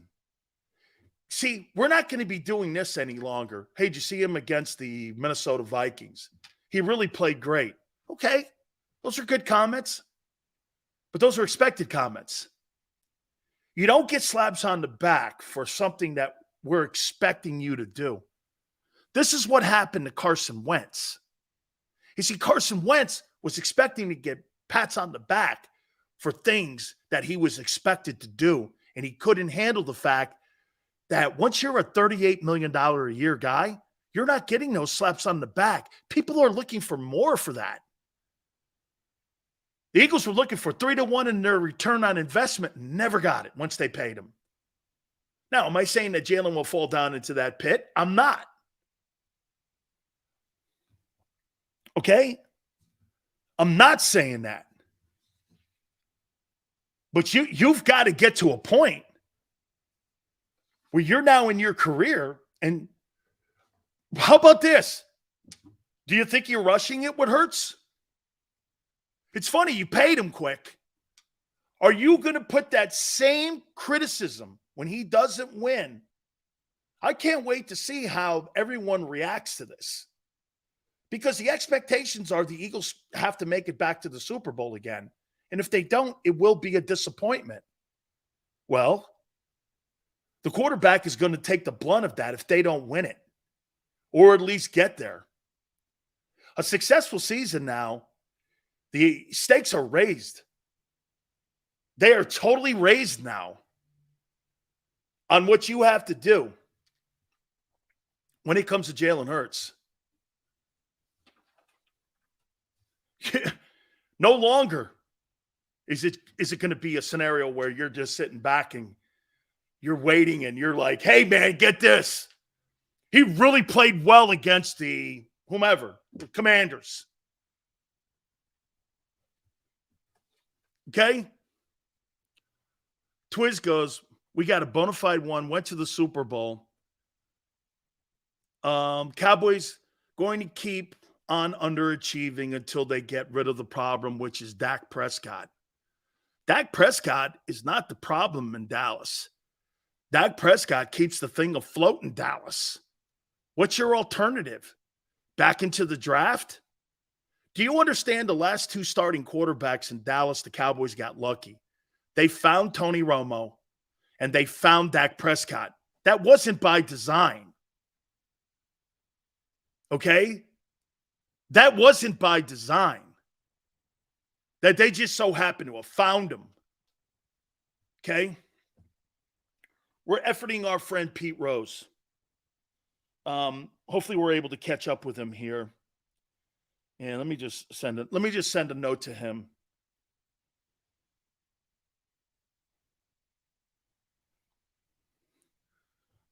Hopefully he's able to jump aboard with us. Looking forward to talking with him. So, hey, real quick, as we switch gears, what kind of relationship did Pete have in Philly?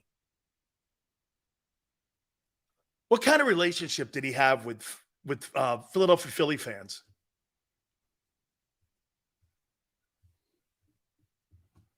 What kind of relationship? I like that 80 team, actually. I like that 80s Philly team. Bear goes loved. That's great to hear. I'm going to ask him. That's good, man. I am going to ask him about the NFL's gambling policy. Okay, I know, Michael, I saw that and I read that the last visit wasn't a real good one. for him. How many people believe that Pete Rose belongs in the Hall of Fame? I do, for the record. I think Pete belongs in the Hall of Fame. And, you know, the conversation always was about him as a gambler, as a manager, but they never proved, Fay Vincent and those guys, Bart Giamatti, that he did it as a player. And growing up, in my opinion, Rose is one of the greatest players in the history of the sport. Hey, Xander, he's calling me now. Can you call him? Let me take a timeout. Let's take a timeout now.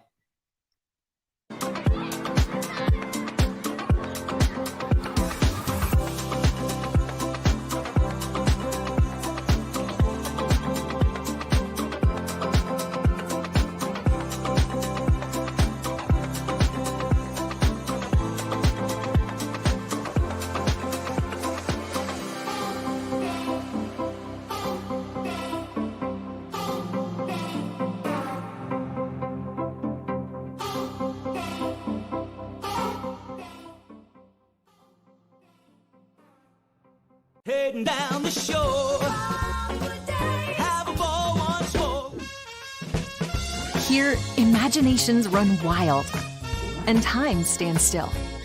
Because here, you can find the best of the Jersey Shore, all on one 5-mile island. So leave the old you behind and get lost in the woods. Wild, wild, wild wood days.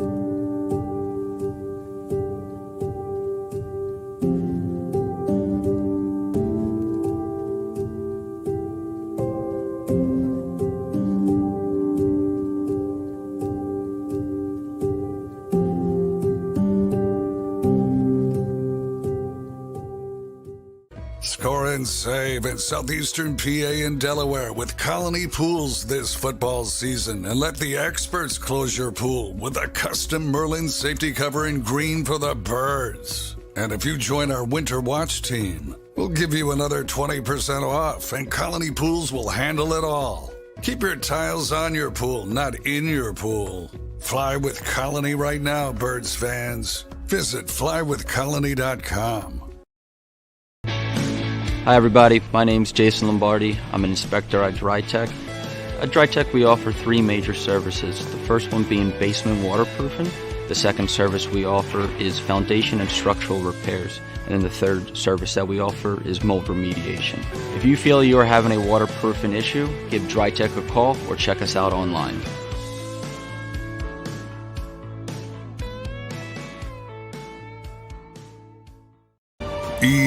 EAGLES, Eagles.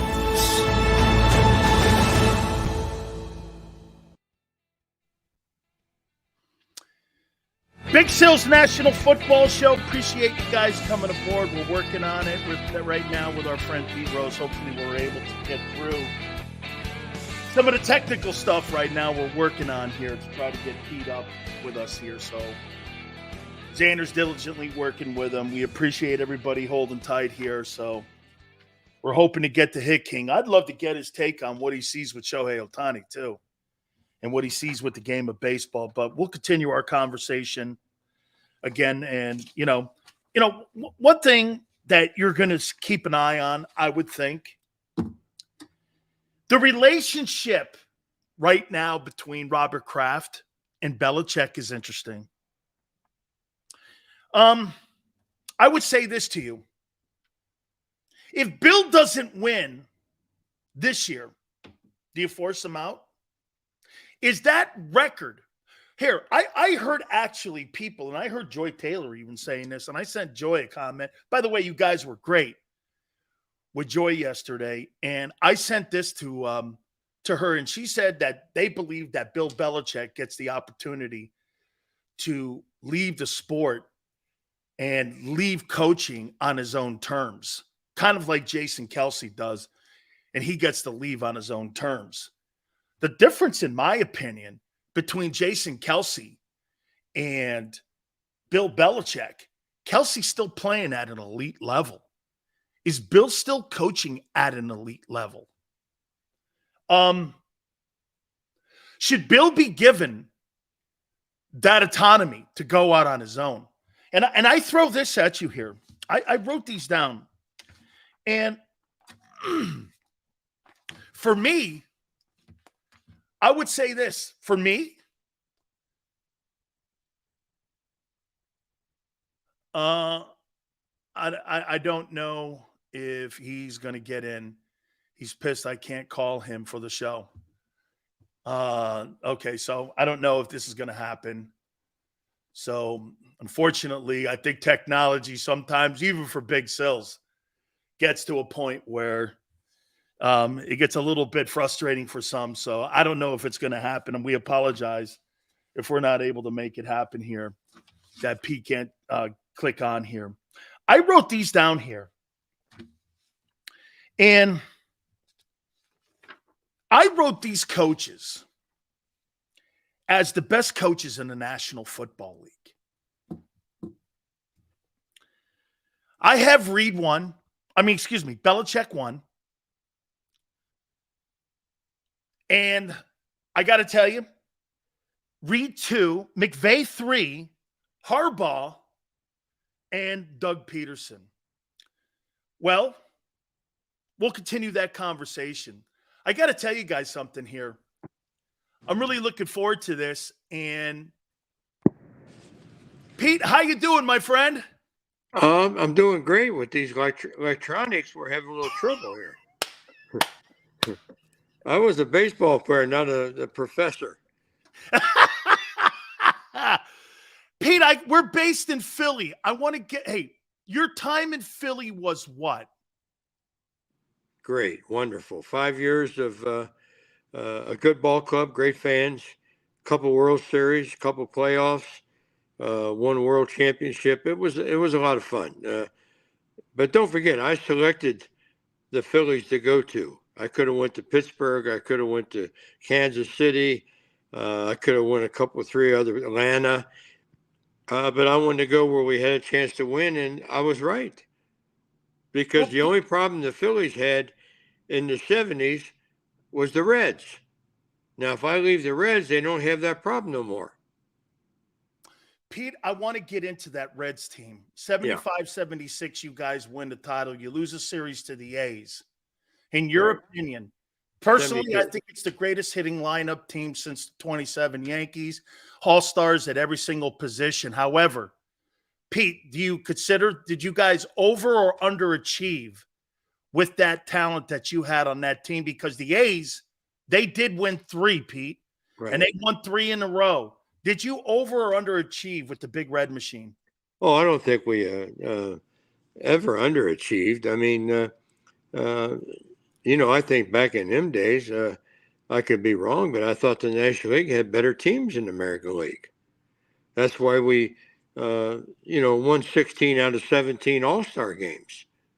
And when you're playing against better competition, and by the way, in the 72 World Series against Oakland, I made the last out of that series by hitting a line drive to left center off of Raleigh Fingers that Joe Rudy ran down for the final out. But we were in the World Series in 70, 72, playoffs in 73, World Series 75, 76, World Series 80 and 83. So we were doing a lot of postseason baseball in those days. Pete, when you won the series in 80 in Philly and you won the MVP in what I call the greatest World Series of all time, the 75 series against the Red Sox, which you were the MVP in that series. Which sticks out more in your mind, that 75 series or the 80 series? Let me rephrase that, okay? I'll help you out with this. The 75 series was the best World Series ever. But the 80 World Series, what I remember most about that series was the crowd on Broad Street on our way from downtown to the stadium out across from the ballpark. There was over 1 million people in the streets. Don't forget, when we won it in 1980, the Phillies have waited 86 years for that championship. So I'd have to say that people were overjoyed, to say the least. And it was you don't only play for a team, you play for a city. And that team in 1980, we knew we were playing for a city that really loved the Phillies and loved the Phillies for a long time. We had a good team. Let me give you a Pete Rose moment for Dan Sileo when I was a young player before I went on to play college and pro football, Pete. Okay. I was in the stadium in Cincinnati, your very first game back as player manager. Yeah. And I remember you got a hit that night. I think, if I'm not mistaken, Pete, correct me if I'm wrong, I think it was the Padres. And all I know, it was a base hit. It was electric. Yeah, it was a base hit, and fortunately for me, the center fielder, I think it was Bobby Denier, made an error, and I went to third, and I went into third head first. And I'll never forget, Don Zimmer was on the other team, and he told me he even got chills that night when I was back home and did a head first slide in the third in the first inning. And I was player manager that night, and we turned the ball club around in those days. I didn't ever win a pennant, but I took over a last place team, and I finished second 4 years in a row. So if I'd have been running a football program, they would have said I did a hell of a job. Pete, you think that big red machine, like I said, do you think it was the greatest lineup in baseball history? Well, I don't know about the 27 Yankees, those type of teams. I mean, we'd have held our own with anybody because our second line players were guys like Geronimo, Concepcion, Foster, and Griffey. Those are our second line players. Those are pretty darn good players. Then you put together Morgan, Bench, Perez, and myself. Hey, we had, and don't forget, the guy who ran the show was very, very important to that ball club. And I'm talking about a guy that was like my dad, Sparky Anderson. Sparky knew how to treat players. He knew how to treat people. That's why he was so good. You know, when you're managing a baseball team or coaching a football team or a basketball team, it's all about handling the players. You don't treat everybody alike. You treat everybody as an individual. You don't have a set of rules for everybody. You have one set of rules, and players have to abide by the rules. And we didn't have guys that were late for practice, late for airplanes, missed games, stuff like that. We didn't tolerate that in Cincinnati, and we didn't tolerate that in Philadelphia. Pete, what has happened to the All-Star game? When I was a kid growing up, that was it. Do you think interleague play has destroyed the All-Star game? Is that why we don't put the reverence on that game like we used to? Well, you're probably right because, when I played in the All-Star games, my teammates are Willie Mays and Hank Aaron and Clemente and people like that. And these guys always wanted to show the world, including Warren Giles, our league president, that we were a superior league. And I think we were back in the 60s and 70s, and I'll tell you why. I don't know if you agree with this or not. The National League, because of all the AstroTurfs, we had more speed than the American League. You had to have speed if you're playing on AstroTurf because you had to cover the alleys where the ball would go through on AstroTurf. That was the only difference in the leagues.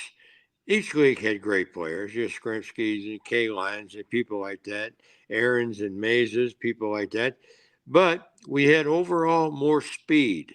And I think it's, I hate to say this, but it's the truth. It was partly because we had more black players. And if you had black players, you're going to have more speed. Pete, I've always said this about the National League. The National League was more open to bringing in minorities during the 60s, and that's why all the superstars were on that side, and the American League was more hesitant.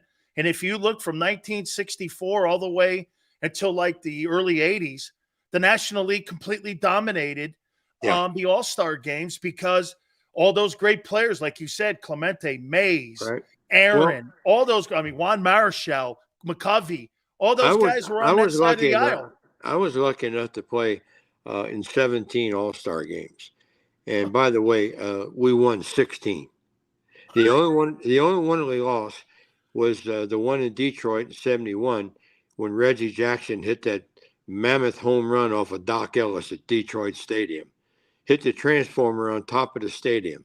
I never seen a ball hit that hard. Pete, weren't there a ton of home runs hit by Robinson and Aaron? Well, there was a lot. Yeah, there were so many Hall of Fame players in that game, or Hall of Fame players to be in that game on both teams. I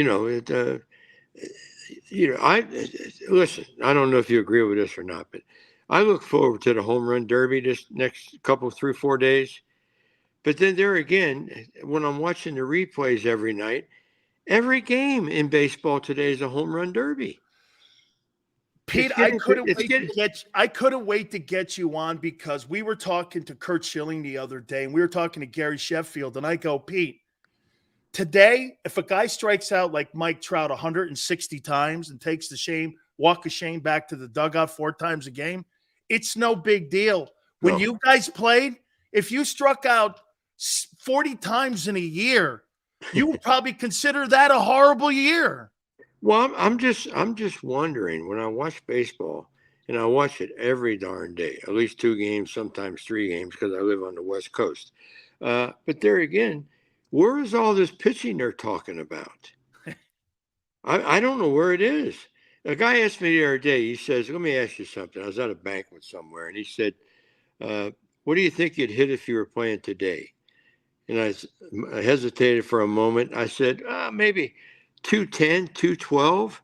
And he said, wow, pitching's really that good? I said, no, I'm 81 years old.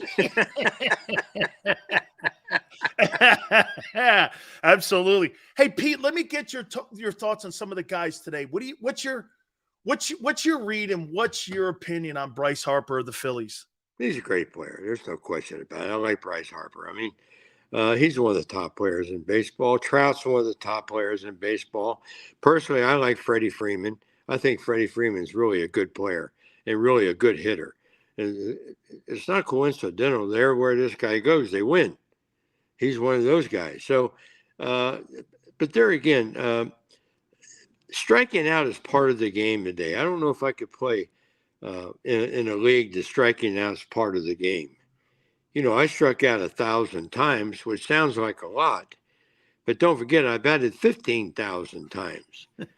Now, and you played 25 years, didn't you? Yeah. Now you're telling me that I struck out 45 times out of every 600 at bats. When you say it that way, it doesn't seem like much. But there again, as you know, the only way you can't get on first is if you strike out. You can't get on first because not many catchers blow strike 3. You understand what I'm saying? Absolutely. And my job was to get on base for Bench Morgan and Perez to score 2,000 runs.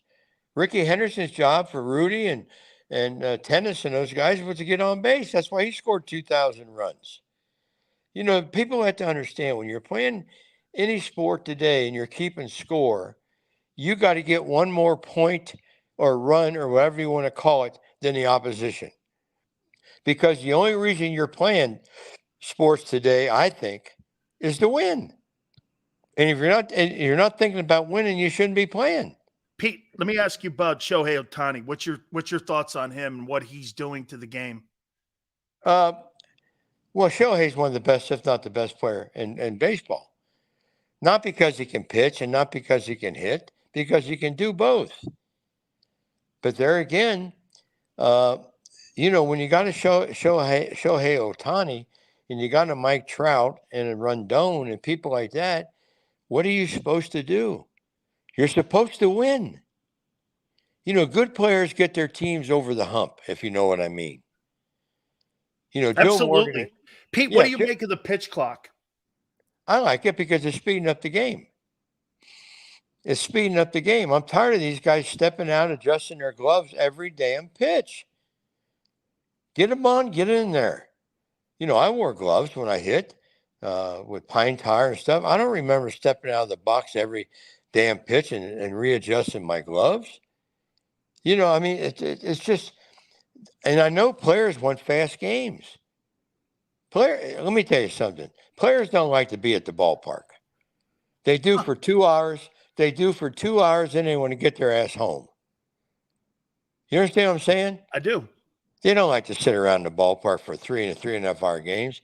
The only time you like a 3.5 hour game is if it's 13-12 and you got 3 hits in the Harper and you got another at bat coming. You think you like a 4-hour game when you're 0 for 5 and you got another hey, Pete, I didn't like to stay at an NFL stadium. I want to get there, get the hell out, go home. I'm with you here. Hey, Pete, let me ask you somewhere. You don't have to go home, but go somewhere. hey, Pete, let me ask you this. Steve Carlton, Bob Gibson, Tom Seaver, Koufax, Drysdale, Sutton, Negro. Those are all the Hall of Famers I faced. Which one did you have the toughest against? I couldn't hit Koufax with a table. I was 10 for 57 off of him.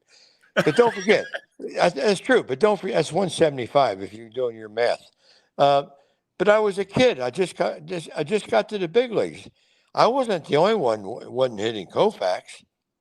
You know, I hit 340 off Marichal. I hit 307 off Gibson. I hit 570 off of Warren Spahn. You know, once I saw pitchers, I hit them. But that's why I wasn't a good all-star performer. Because in the all-star game, you would bat 4 times or see 3 different pitchers. And I'd never seen them before. So it would take me 1 at bat or so to figure out what they throw. Because no one in baseball history, I don't think, knew pitchers that you were facing more than I did and did my homework. I didn't have a book. My book was in my head. And I knew what guys throw or what they threw and how they tried to get you out. Because if you don't know what's coming, you can't hit it. I don't give a damn who you are. Hey, Pete, I got to tell you, I was at Shea when you hit 3 home runs in that game. Yeah, I got 2 singles too. So you were 5 for 5 in that game? Yeah. That was one of the 10 times I got 5 hits. You hit 3 home runs in that game, and everyone in the stands is going like this. He doesn't hit home runs. I know. I hit one off of Marty Conejo, Butch Metzger, and Nino Espinosa. 3 different pitchers, 3 home runs. and let me tell you another thing, which is unusual. I hit it to every field, left field, center field, and right field, all batting left-handed. That's right. Hey, couple last questions for you, Pete. The game itself today, do you like where the game is? I like the players in the game because I think there's some really, really good players. But there again, I don't know about you. I'm just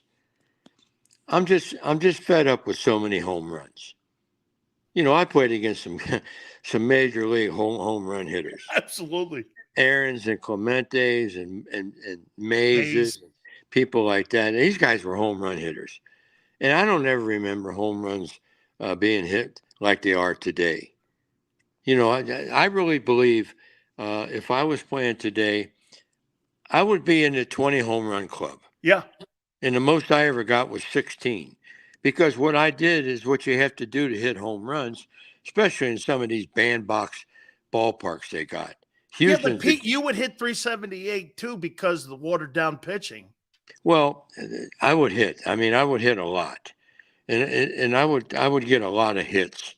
But I'm not bad-mouthing anybody when I say that. It's just the way the game is played. Okay? But there's nobody I don't think ever played that faced better pitching than we did in the 60s and 70s. I completely. Hey, Pete, I'd be remiss if I didn't ask this. I mean, you know, some guys ask it a different way, but I'm going to do this. Uh-huh. Have you come to grips with it that these people, for whatever reason, even though gambling now in sports is so prevalent, it's legal now. Yeah. It's all this and that. And by the way, for the record, Pete, even if you did gamble as a manager, I don't know how that affected you as a player. Yeah. If you want to ban Pete Rose for managing, fine. But how do you take a 25-year career away that everyone you see, Pete, the Hall of Fame is not complete unless you're in it. You realize that, right? Well, let me go a step further on that. Okay. Have I given up on that? Partly. I've been suspended since '89. You know how long that is? Yes. But there again, I believe if Barry Bonds is not in the Hall of Fame, they shouldn't have one. Right. If Roger Clemens is not in the Hall of Fame, you shouldn't have one. Check these guys' records out. I don't know what they did. I don't know if they took steroids. Who gives? It didn't hurt me. If I'm facing a guy that took steroids, I didn't give a shit. I didn't give a damn. If he needed that to get me out, it's like if I could have took 2 steps back in the box and make it 62 feet, I'd have did it. I'd have tried to do it because it would have made my job easier. You understand what I'm saying? So you've come to go like this, but because Pete, no one has to say this when I have a signed baseball from you and by you. Yeah. And you know what, Pete? I would say this to you. I don't need anyone to tell me you're a Hall of Famer. We know it. Yeah. Don't you? Do you get satisfaction in that? Yeah, but there again, you want to be in a real club. Listen. I know all about the Hall of Fame. I know all about the Hall of Fame players. I know all about the history of the game. Okay? I followed that. You are the history, though. I lived that. I mean, I have more records than Michael Jackson, for Christ's sake. Okay? But there again, I would never bet against my team. Never. I had so much faith in my young players that I had when I was managing. I wanted to bet on them every night. Why did Bart Giamatti and Faye Vincent? Why did they so ruthlessly go after you, Pete?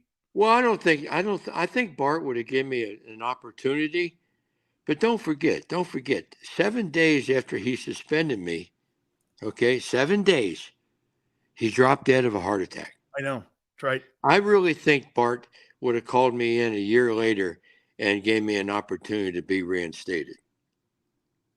I like to think so because, to be honest with you, when I was a player, I thought there was a conversation of that too, Pete. That yeah, there was. A chance. But then he dies, and everybody got carried away with him dying.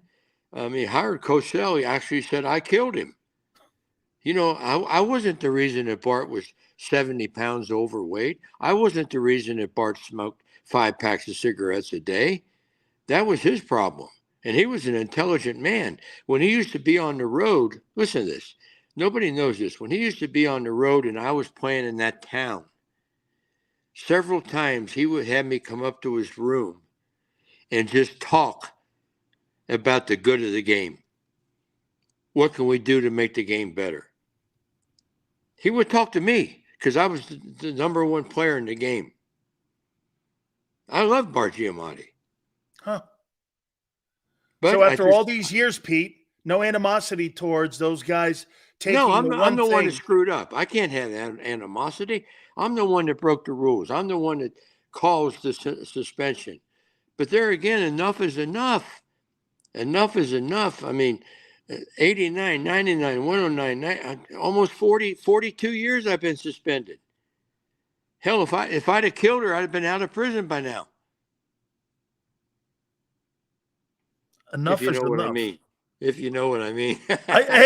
Hey, Pete, I really appreciate your candor in this because, again, man, I couldn't imagine having done what you've done in my small microcosm of my life and to what you've accomplished.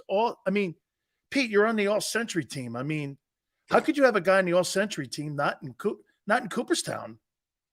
I don't know. I love Cooperstown. I love the people of Cooperstown. I love the players. I got all the respect in the world for guys who go into the Hall of Fame. I'm going to the Hall of Fame again this year. I usually go up there That's safe at home and sign autographs for 4 or 5 days. And I get received real well, as you can imagine. Everywhere I go for banquets and stuff, appearances like that, my support is overwhelming. It's overwhelming. Sure, there's always some people say you should never give them a chance.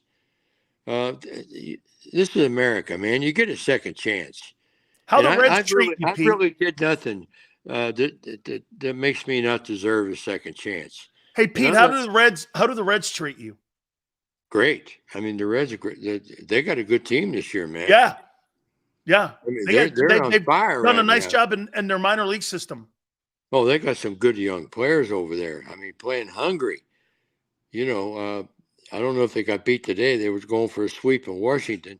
But there again, let's talk just a moment. We got a moment? Yeah, sure. Go ahead, Pete. Let's talk about there's one division, I think it's the American League East, that every team is over 500. And then you got the rest of the divisions that at the bottom have stinko clubs. I don't have to name them. You know who the bad clubs are. Washington's a bad club. Kansas City's a bad club. Detroit's a bad club. I mean, and these good clubs just beat up on these bad clubs. The best team in baseball today, I think you'll agree, is the Braves. Yep, the Braves, and I would say this too, Pete. The Rays. What the Rays do, Pete, what the Rays do with a $68 million payroll, yeah, it's unbelievable. Those $200 million payroll teams in the American League East is unbelievable. Yeah, it is. You're absolutely right. That it just goes to show you it's not how much you pay them, but it's what they can do in a baseball uniform. What's wrong in New York with the Mets, Pete? I guess Bucky's on a short leash right now, I think. He was manager of the year a year ago. I know. Let me tell you, I tell people this all the time, and I think you're one that will understand this. You know what makes a good manager in baseball, football, basketball, hockey? Communication? Nope. One thing, and one thing only. Good players. You know any managers that have horseshit players? No. If you don't have good players, babe, you don't have a chance. Yeah. And Buck's got good players. What's he got? Max Scherzer and Verlander in his rotation? Yep. And he's got all those players too that are just not achieving like they did a year ago. One of the worst teams with runners in scoring position too. I mean, they just can't hit to save their life with guys on base. That's what the Reds are doing great this year. Yes, they are. You're absolutely right. Yeah. Here's another thing. Why does Mike Trout never lead his team to the promised land? Willie did. Hank did. Clemente did. I did. Bench did. Morgan did. Schmidt Pete, how can you have Shohei Ohtani and Mike Trout on your team and you don't go anywhere? Rendon's a pretty good player too. Yes. Right. I mean, there comes a time when you got to call these players out. You can't blame the manager for everything. Because let me tell you something. You may disagree with this. I doubt if you will, though. But there's 30 managers in baseball. And I don't want to say that this manager on this team knows more about baseball than this manager on this team. Even though one's in third place and one's in 16th place.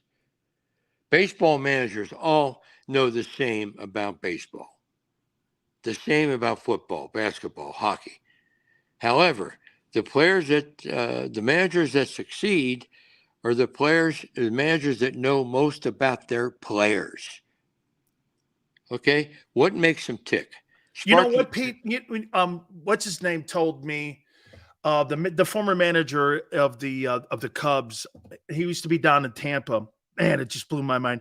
He said that for him to get everything out of all of his players, he had to have a personal relationship with every single one of them so that it didn't become destructive but constructive. Yeah. So that he could be a guy who could connect with all 24 guys that were in You're talking about Joe Madden, who right. You're talking about. Joe Madden told me that, said I had to have a relationship with everybody in the dugout so that they didn't come off thinking I was destructive. Here's what Sparky used to teach me. Okay. who was one of the smartest guys off the field of anybody I've ever been around. Very positive.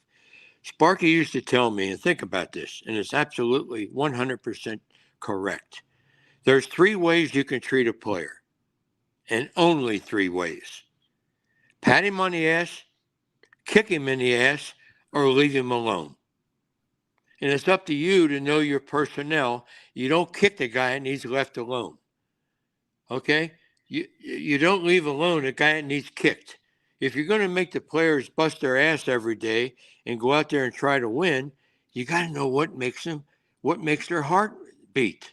Does that make any sense? Yo, completely. Because the good managers today, some guys have to be hit with feathers, Pete. Some guys have to be hit with hammers. Yeah, good managers aren't the guys with the best players today. It's the guys who understand their personnel the best. That's when you can get the most out of somebody. And you know the managers, and I know the managers. Last year, Buck Showalter got the most out of everybody.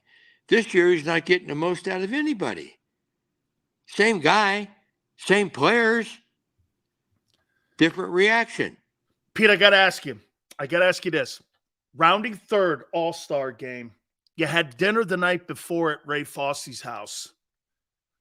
Did it ever cross your mind not to run him over? Or was that because it's your DNA? Yeah, I didn't round third wanting to run him over, okay? First of all, I had Leo DeRocher chasing my ass down the third base line. He was coach of third. And if you watch the replay, and I know you have, I actually started the slide head first. And I look at Ray, and he's got both shin guards blocking the plate. So I'm saying to myself, if I slide head first, I'm going to be out, and I'll probably separate both of my shoulders. So I went over him, tagged the plate with my right hand. My knee hit his shoulder. As he went down, I bent over to ask him, was he okay? Because I did take him out to eat the night before. You're friends. Yes. And by the way, I missed the next 3 games. He didn't miss any. But I was the bad guy in that. God, that's what made those All-Star. That game was in Cincinnati, and my dad was in the front row. So I had to do what I had to do. That's what makes those games so electric. Pete, when you start talking to me about you're in the outfield with Roberto Clemente and Henry Aaron and all them guys that were on those teams, and Willie Mays. And I think Mays even made the All-Star game his final year, even when he was with the Mets, Pete. Yeah. I think, I think that was kind of like the gift to him, because he was bowing out there with that. Should have been.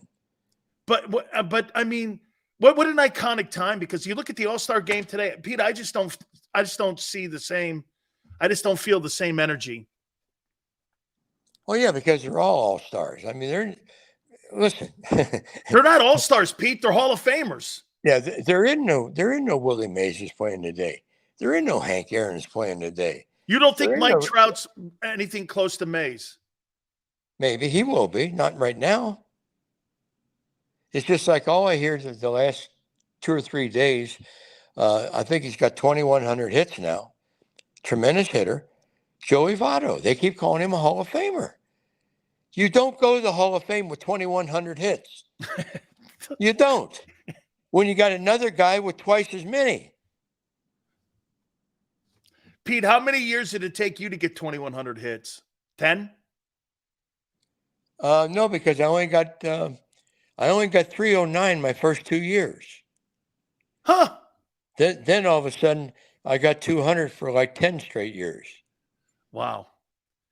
Well, I'll tell you what, Pete, we have what an absolute history lesson in the world of baseball, man. I thank you so much for being patient with us to get you on here. No, it's you been an guys honor. you guys are the best. Thank you so much, Pete. I'll go on anytime you want to talk baseball. You got it. That is excellent to hear. Thank you, Pete. The legendary Pete Rose. We got to take a timeout on that one. I got to kind of digest that. I could have kept asking him questions. Fly, I could have kept asking him baseball questions until the end of the program.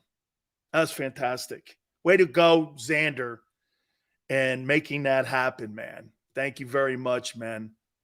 Pete Rose, dude. Dude, he was very – I want to talk about the gambling when we come back a little bit more. Let's kind of gather ourselves there. You know, I've only talked to Pete Rose twice in my broadcasting career. About 20 years ago, 25 years ago, when I was at Fox Sports Radio, my wife got him on. And right here, the legendary Pete Rose.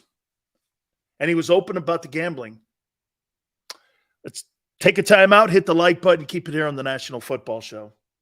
Do you stream on a Roku, Fire Stick, Google TV, or Apple TV? Now you can watch 6ABC 24/7 with the 6ABC Philadelphia streaming app. And the big story on Action News. Search 6ABC Philadelphia and start streaming today. Go to get your game on. Go for the beers. Go for the cheers. Go for the hit and the hits. Go for the stakes and the stakes. Go to get your parlay on. Go to get your party on. Go for the scene. Go for the screens. Go for the gallery. Go for the win. Go to Ocean. Visit theoceanac.com to plan your visit. The greatest fans on earth. It's a bold statement, but would you expect anything less from Philadelphia? 58 years of heartache creates a toughness, a grit, a resolve not found in most. Sure, our prayers were answered, but now that we've had a taste, we're looking for more. Pondley Hockey, official partner of the Philadelphia Eagles.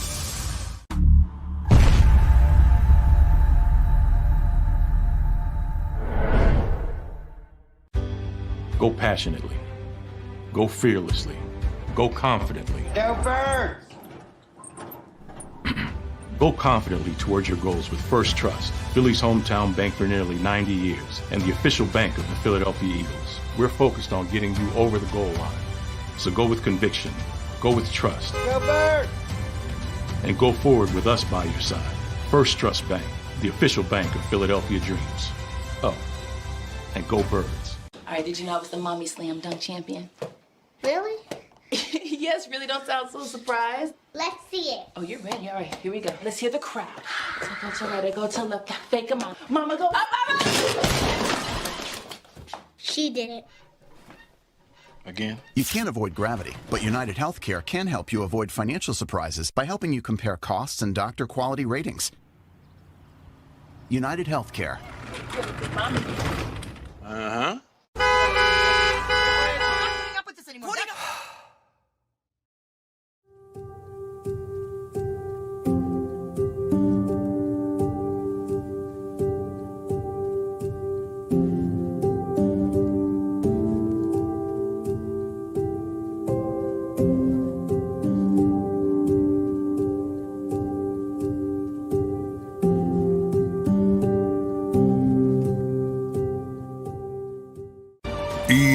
EAGLES, Eagles.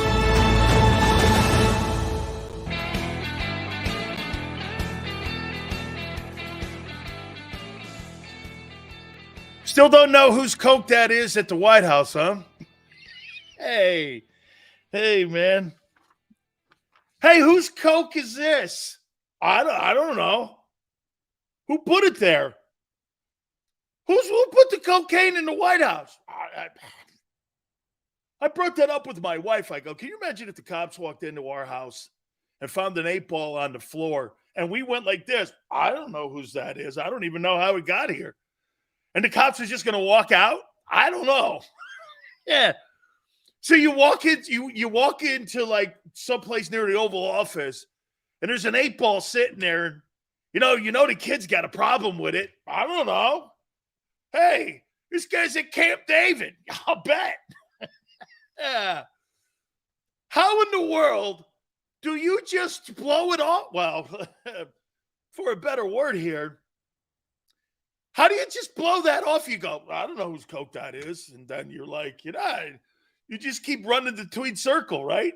I don't know. Maybe it's his. I don't know. Maybe it's his. Maybe it's Kevin McCarthy's. I don't know. Hey, man, no, I know who it is. They're going to blame Trump did it. Holy cow. Dude, do you know I brought that up to people and they didn't believe they didn't find cocaine in the White House? Like, oh, yes, they did. That was a different substance. Philly 500, there's no way they don't know. It probably took them 30 minutes to figure it out. Hey, Philly, look. You're in a house and you go, hey, whose Coke is that? Oh, I don't know. Is it yours? It's not mine. Oh, okay. Shit. Just move on. Well, whose straw is that? Did they get that out of the commissary? Holy shit. Nobody knows whose blow it is. Oh, wow. Hey, all right. Got to go back on Pete Rose a little bit. Okay. Let's do this. Are there people that believe that Rose shouldn't be in baseball's Hall of Fame? Hey, by the way, I think the steroiders should be in also. I'll tell you why. It's part of the game. This is almost exactly like those idiots that knocked those statues down of like Columbus, take the name off George Washington High School, want to take the Jefferson Memorial away. What you're trying to do is erase history instead of telling the full story of what made America what it is today and what baseball is today. Were there guys that were taking steroids? We know this. They're already convicted in the court of public opinion, and so is Rose. Pete's right. Enough is enough. You see, it's almost like they think you're stupid as fans, that you won't, and that they're honoring something, when at the end of the day, you hurt your Hall of Fame when guys like Bonds and Rose and Clemens are not in the Hall of Fame. Everyone knows the story. Deserving? Of course they're deserving. But when you put your legacy in the hands of people who don't have a legacy, this is what you get. Why do you think sports writers and broadcasters hate athletes that get into broadcasting? You know why? They use their fame to get where they are today, or to go through some of the hoops that they had to go through. So they're envious of your legacy. So they do everything they can to diminish your legacy. That's why sportscasters and radio hosts, TV hosts, they're not fans of athletes like Tom Brady who get a job for $375 million at Fox. Because you know why? The dorky guy who went to Syracuse to get his degree in broadcasting had to start in like Fond du Lac, Wisconsin for 5 years. And it aggravates him when, quite frankly, you're hired as a broadcaster to do two things Xander only gives a shit about. Hey, look, end of the day, Xander and Big Joe love big sills. But if I'm not getting views and advertisers and I'm not bringing audience in, give a shit who I am.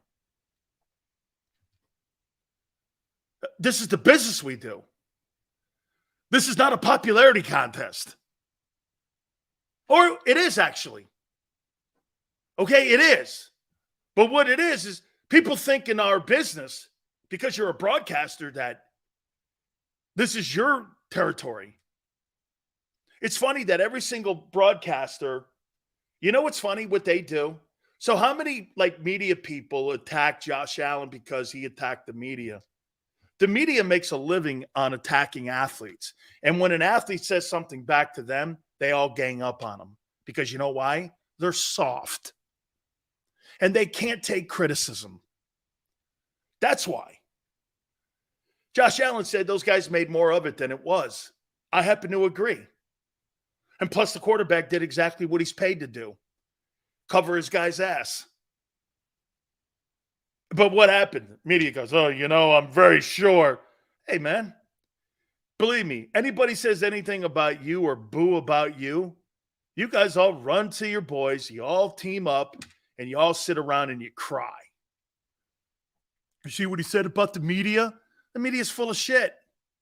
That's why I'm not a journalist. Journalism. Journalist? You mean like the Washington Post or New York Times? I spent 4 years on a bullshit story, won a Pulitzer Prize. Are you that's journalism? That's not journalism. That's a smear campaign. Those aren't journalists. Don't ever swear at me like that. Journalist. See, I'm an opinion dude. And I have an opinion. Jalen Hurts, what's he doing? What's the team going to do? What do the Cowboys need to do? Those that go Seals, you're part of the media, though. Really? Do you know how many friends I have in the media? 5? At 33 years? 5. Carton's one of them. Xander's one. 5. Tony Bruno. Part of it. I don't like very many of these guys. Because you know why? They're backstabbers. They're two-faced. But you got to be in that business two-faced. I'm not very good at it. I'm just not very good at it. And you know, bullshit artist. Keep those guys as close as you can.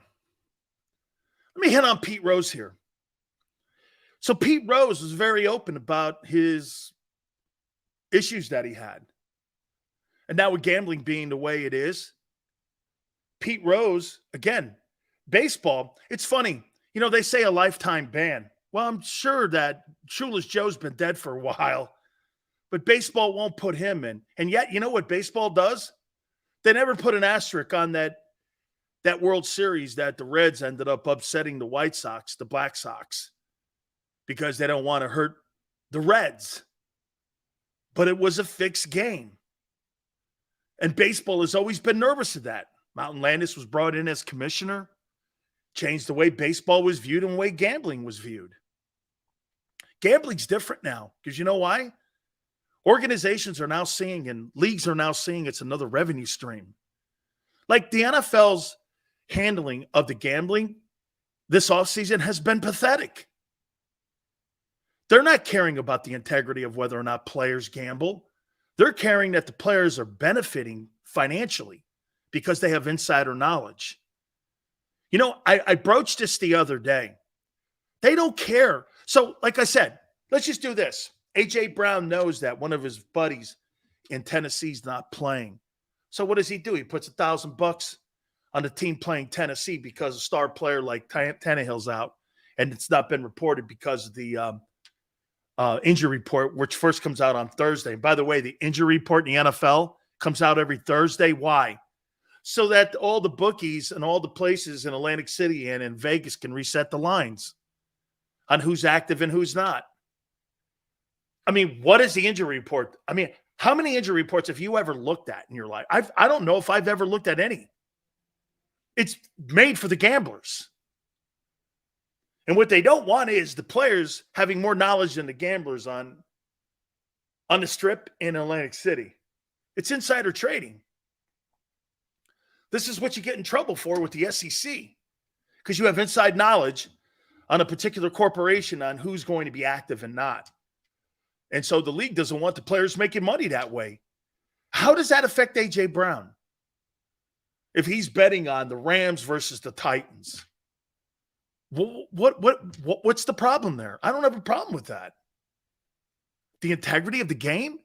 You think because the Rams and the Titans, and he has a $1,000 bet on one of those teams to win, is going to affect his play against the Cowboys? It's stupid thinking. It's propaganda. And you got the media, once again, as the propagandist that are going around saying that the players aren't smart enough to differentiate between placing a $100 bet on a Tiddlywinks event or on a indoor lacrosse game, that they're not smart enough to know the difference, and they're not smart enough to do something like that. It's totally ridiculous. what you're doing is you're making you think the players are too stupid not to know the difference between placing $1,000. So what? They place $1,000 bet. Well, they could get in trouble. They could get in trouble. They want to play harder. Dude, nobody plays pro football to lose. Because you know why? You don't stay on those teams long. But the league has gone overboard with this. Again, integrity. Deshaun Watson plays in the NFL. That's all you need to know. Integrity. Guy had 25 accusations of poor conduct versus women. And it's okay to be involved in a case with 60 women that you may sexually have harassed or whatever you called it. But I can't make a $100 bet on a turtle race. Integrity? What are you talking about?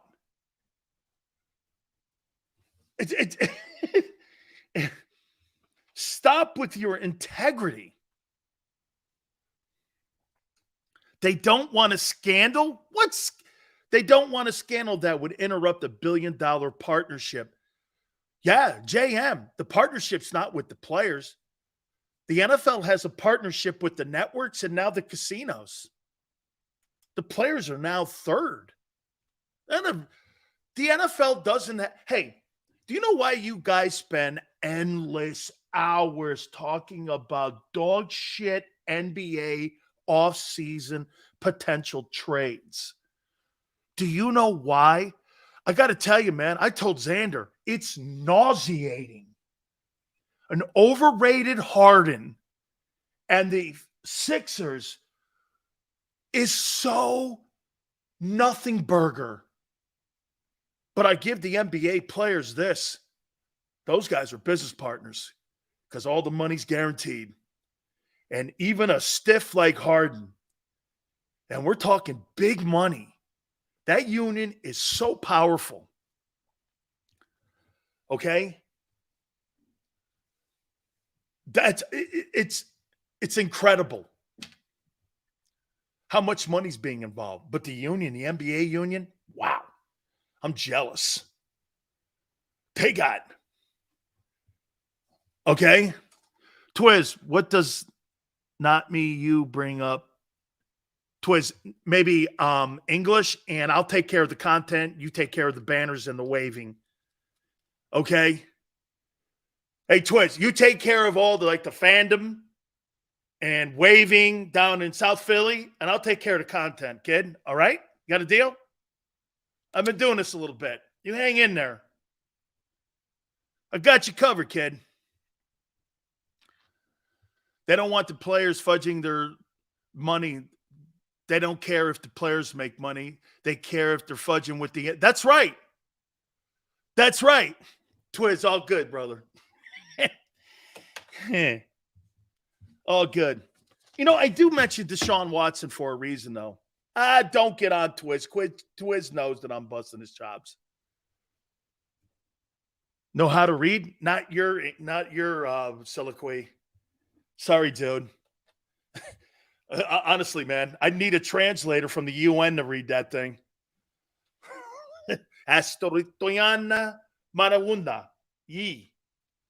Need somebody from Tibet to come in here and read that. Hey, Twiz, the next time you post something, I'll get a translator from Tibet so that we can figure out what the hell you're saying. Hey, Quan, you got that right. The most important word in there, graduate. That's right, Hoss. The most important word, graduate. Yes, sir. All right. Hey, I am looking forward to Deshaun Watson this year. Okay? I am. Because, dude, that guy has $230 million in guaranteed money. Every fan and every NFL player should be rooting for him. Why? Why should you be rooting for Deshaun Watson? Why? Why should you be maniac? Twiz is Twiz must like to get his eyeballs poked out. Some people just like it. I don't know. Some would say I've done that to my career too. Anyway. Greasy goes, I hope Watson delivers for Cleveland. Devane is onto something. His contract. Hey, maniac. Twiz must like this. Watch. Hey, Twiz, you like this too? You must hang out with Jody and Fireman Ed.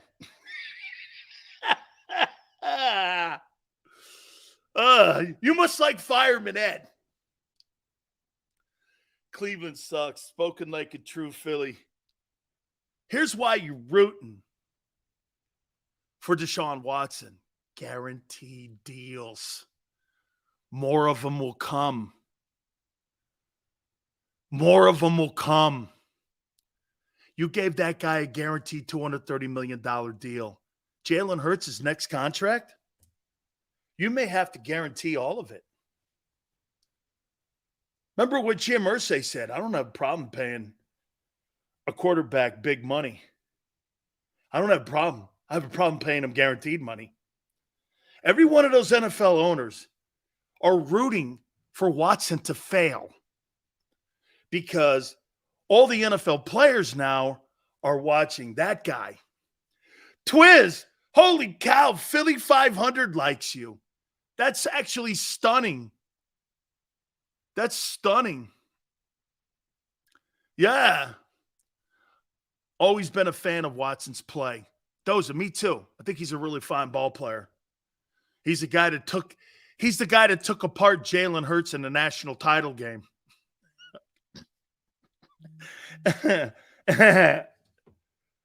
Hey, he's the guy that took apart Jalen in the national title game. I think, what's his name, may remember that. Hey, by the way, Bobby Valentine tomorrow, too. Okay?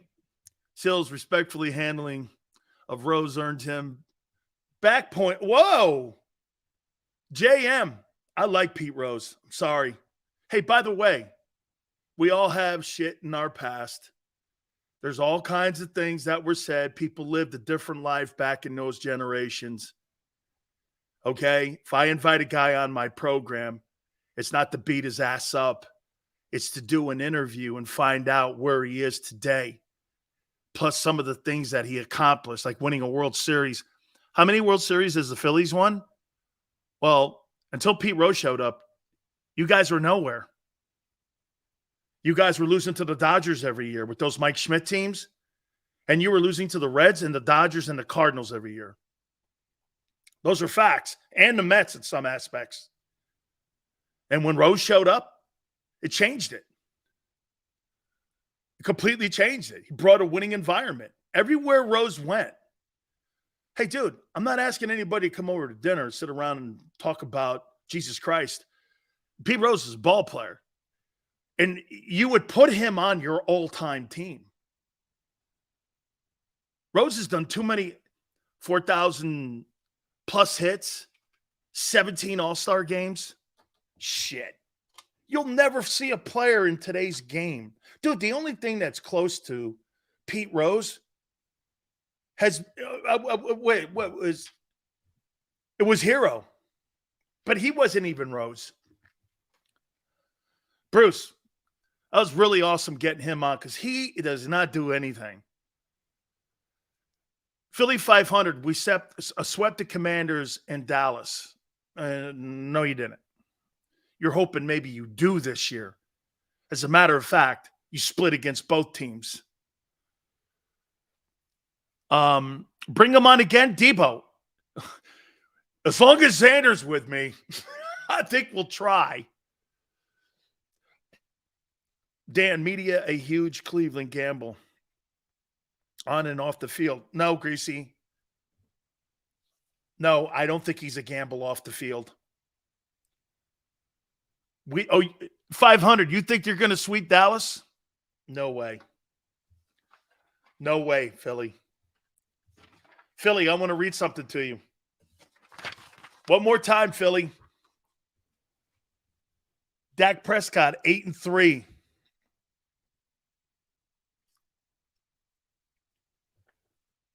%68 completion percentage. Damn. Jalen,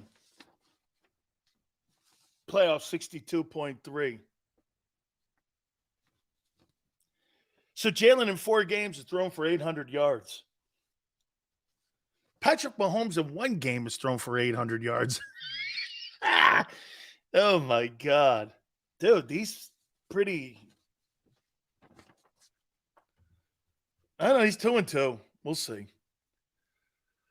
Dak is 5-3 against the Eagles starters. No, he's not. He's 8-3 against the Philadelphia Eagles in his career. Look at him dissecting it. Yeah, and you know what? Jalen beat Cooper Rush. Congratulations.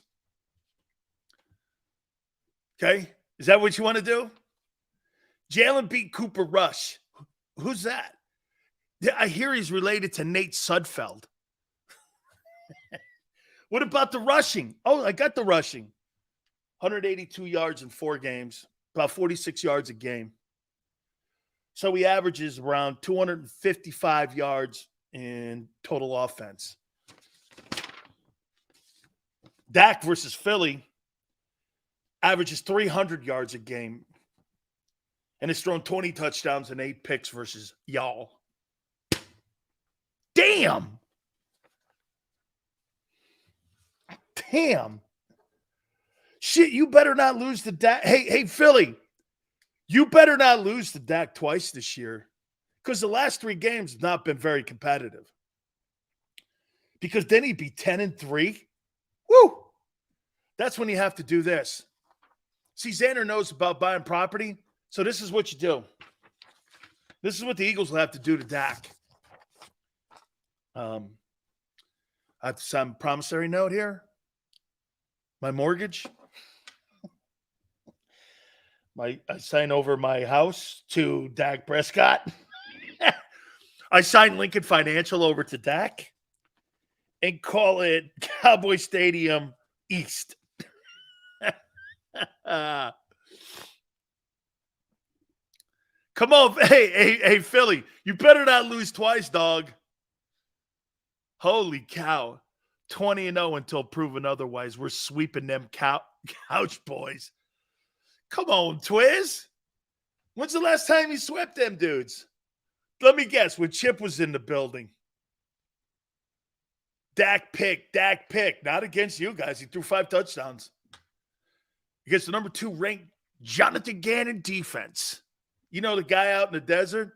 Hey, Xander was talking to me about buying a house. Jonathan Gannon just bought a $10.9 million home in Scottsdale. Thank you, Eagle fan. Man, aren't you great?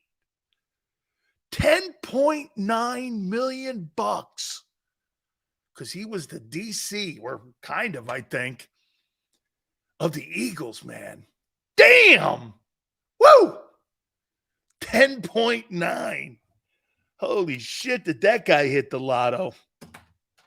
All on the greatness of the Eagles. So when he was out cutting that deal Super Bowl week, and the Eagles were complaining, and the Eagles maniac were complaining about Jonathan Gannon doing interviews with the Bidwell family during the Super Bowl week, and he had to put a game plan together against Andy Reid, and he had to do all that, against Mahomes and Reid. He was out with his wife house hunting.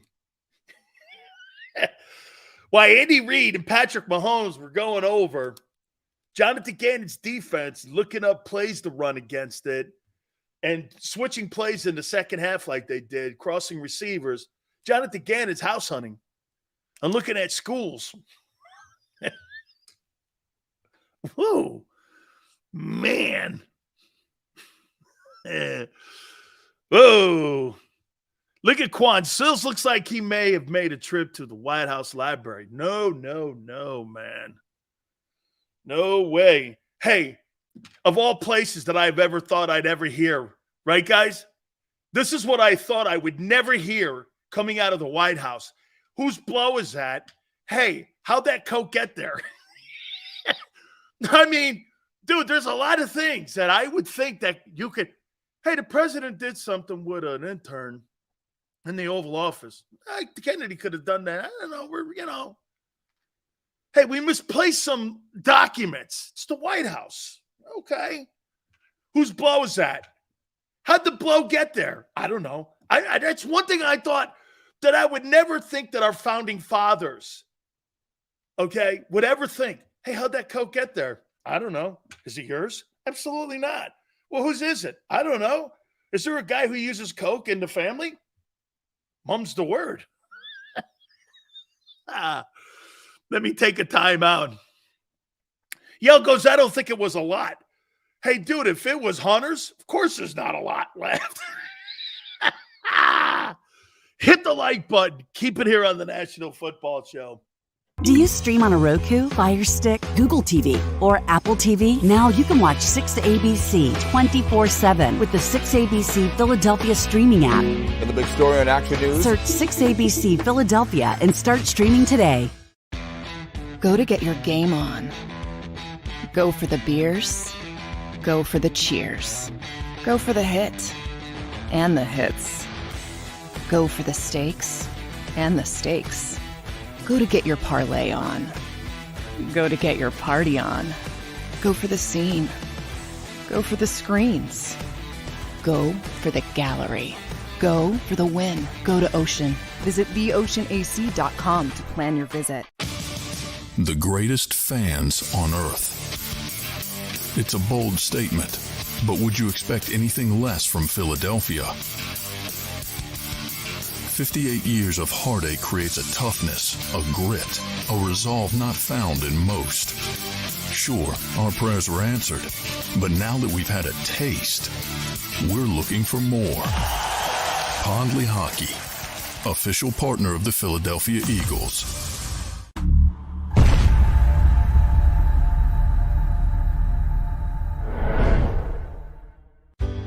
Go passionately. Go fearlessly. Go confidently. Go Birds! Go confidently towards your goals with First Trust, Philly's hometown bank for nearly 90 years, and the official bank of the Philadelphia Eagles. We're focused on getting you over the goal line. So go with conviction. Go with trust. Go Birds! And go forward with us by your side. First Trust Bank, the official bank of Philadelphia dreams. Oh, and go Birds. All right, did you know I was the mommy slam dunk champion? Really? Yes, really don't sound so surprised. Let's see it. Oh, you're ready. All right, here we go. Let's hear the crowd. So go to right, I go to left, fake a mom. Mama, go up, mama! She did it. Again? You can't avoid gravity, but United Healthcare can help you avoid financial surprises by helping you compare costs and doctor quality ratings. United Healthcare. Uh-huh.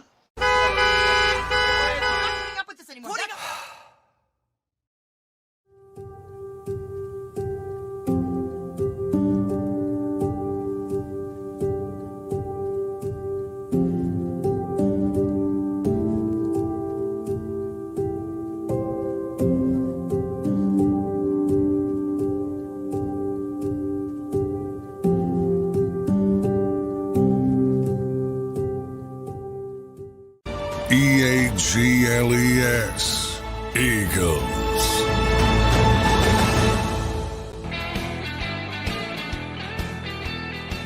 Billy.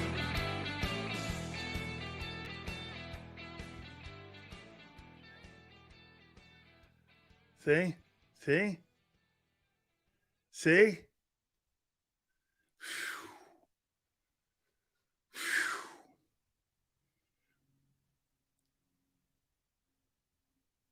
Man.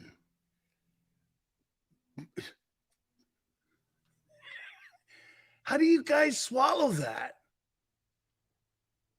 The Dallas Cowboy. I don't even know if Aikman had a record like that versus the Eagles.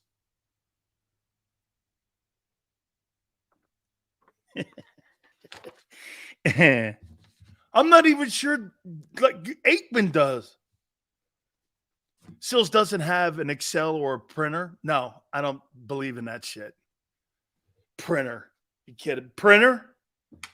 Let me guess. You still believe in like faxing things to people, right?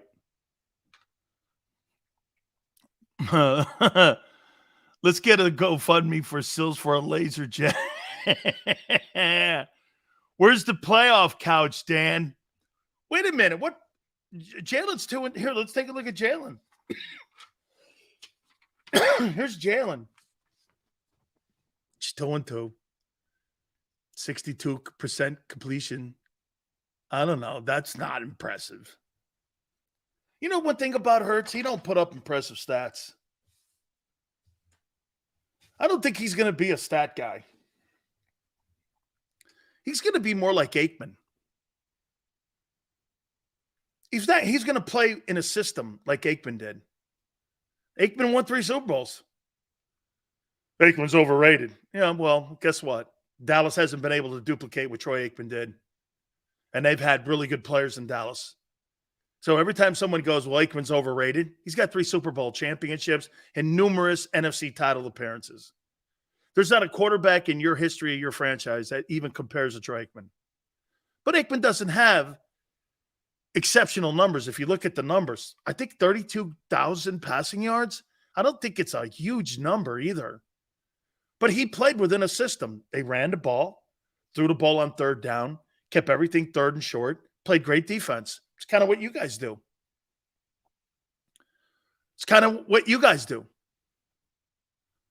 I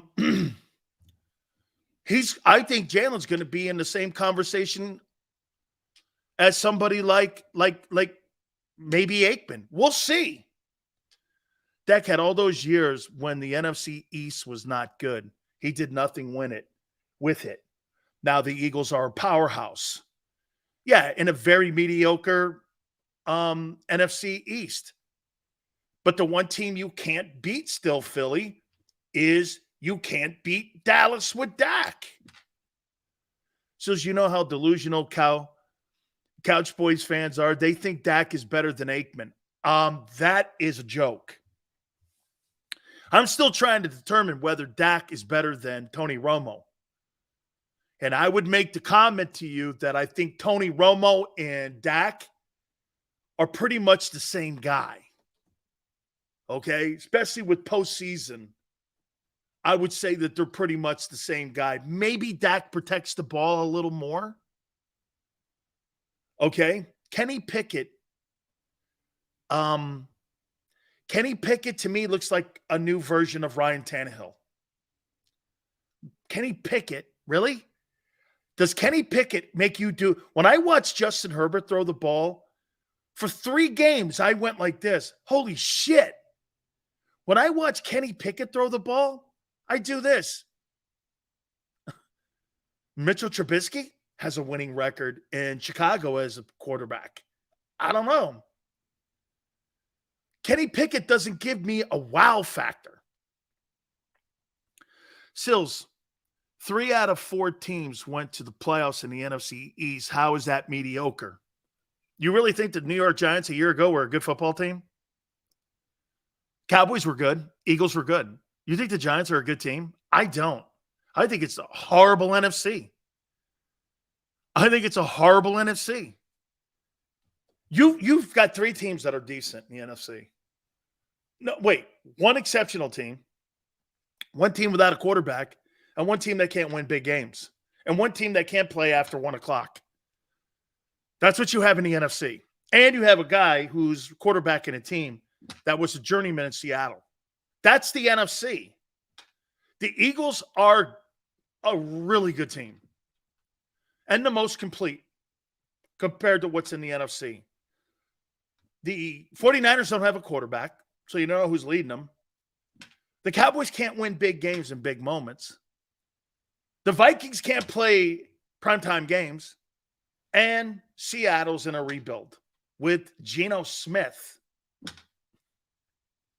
It's not like the Bills.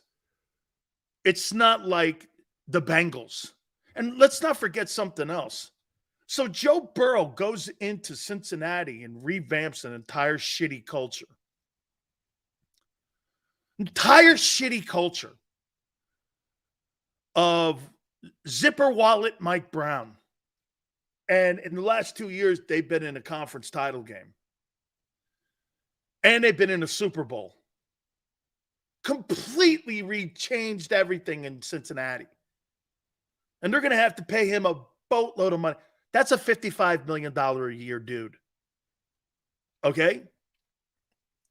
$55 million. Jalen didn't have to change shit around. There was already a culture in Philly. They had to kind of sweep up. The most Jalen had to do was sweep up. This guy's shoveling in Cincinnati. He's shoveling. Look at Buffalo. What was Buffalo before Josh Allen showed up? Correct me if I'm wrong. Didn't they have a decade of sorry-ass ball up there? Okay? Sorry-ass. Sorry. Sills love Burrow and Allen. Yeah, they're great talent. And the league promotes them. The league doesn't promote Jalen Hurts. I pointed that out to you a couple days ago. They're not promoting him. Look at the games that they have on. The biggest game of the year is Burrow versus Mahomes. I think that Arrowhead game is going to be a big game, though. I think that's a credibility game for Jalen. You go into Arrowhead and you win that game, you're going to elbow your way into the room. Right now, he's still on the outside. Because no matter what you guys think of Josh Allen, everyone around the league thinks he's better. Just because Jalen got to a Super Bowl, that don't mean they even think he's better than Lamar Jackson. It's not how they see it. You can say whatever you want in Philly. It's all good. See, but that's why Big Seals is here to help you out. Okay? Cincinnati's done when they pay their quarterback and wide receivers. JM, you're probably right. Because you know why? Mike Brown is not in the JM, you're probably right. Because there's not a chance that Duke Tobin and Mike Brown are going to pay all that money up front for a wideout and for another wideout and for a quarterback like they did in Philadelphia for AJ and for Jalen Hurts. You see, like I told you guys, the Eagles put their money where their mouth is. And they front load their contracts. All the rest of these places backloaded. And that's why they're majority of the time in cap hell. That's why those teams all fail. Like, look at the Giants.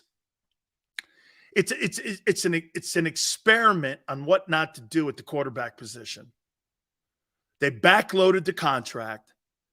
It's 3 years in a guy who you're not sure of that you could have had for $18 million this year. They turn around and pay him twice as much. Okay? It's the Eagles put their money clearly where their mouth is. I need to know the info Sills knows because apparently every coach in the NFL doesn't know anything but him. Wait a minute, Anthony. Look at the list on who people think are the best quarterbacks and favorites to win this, the MVP. And who would you start your team with if there was no one else? You would start your team with Josh Allen over Jalen Hurts in a second. He's a better talent. Herbert's a better talent. Trevor Lawrence in some aspects. We're going to – hey, dude, 2023, I said this to you, is going to define your guy. He's played 1 year. 2. Yeah, we were all screaming after year 1. They need a quarterback. We'll say. You guys will find out. You're the target. You're not just the target. You're the bullseye. Yeah. I hope Hurts can be as great as Taysom Hill. Taysom Hill. Yeah. That's a nice $19 million contract that the greatness of Sean Payton gave. Gave a guy a $19 million contract. Bobby Valentine tomorrow. Seth Joyner's going to join us, I think, next Tuesday. Seth was on vacation. He's coming into Philly this coming week. So he's going to jump on with us. That'll be probably Tuesday. So we'll talk to our friend Bobby V. We'll talk to him. That'll be tomorrow. I appreciate all you guys. You guys were great. Hey, Xander, thank you so much. Big Joe. Please hit the like button. Pete Rose and Philly 500. Go back and watch the interviews that we did today. Till tomorrow, 3 to 6. We'll catch you on the flip side.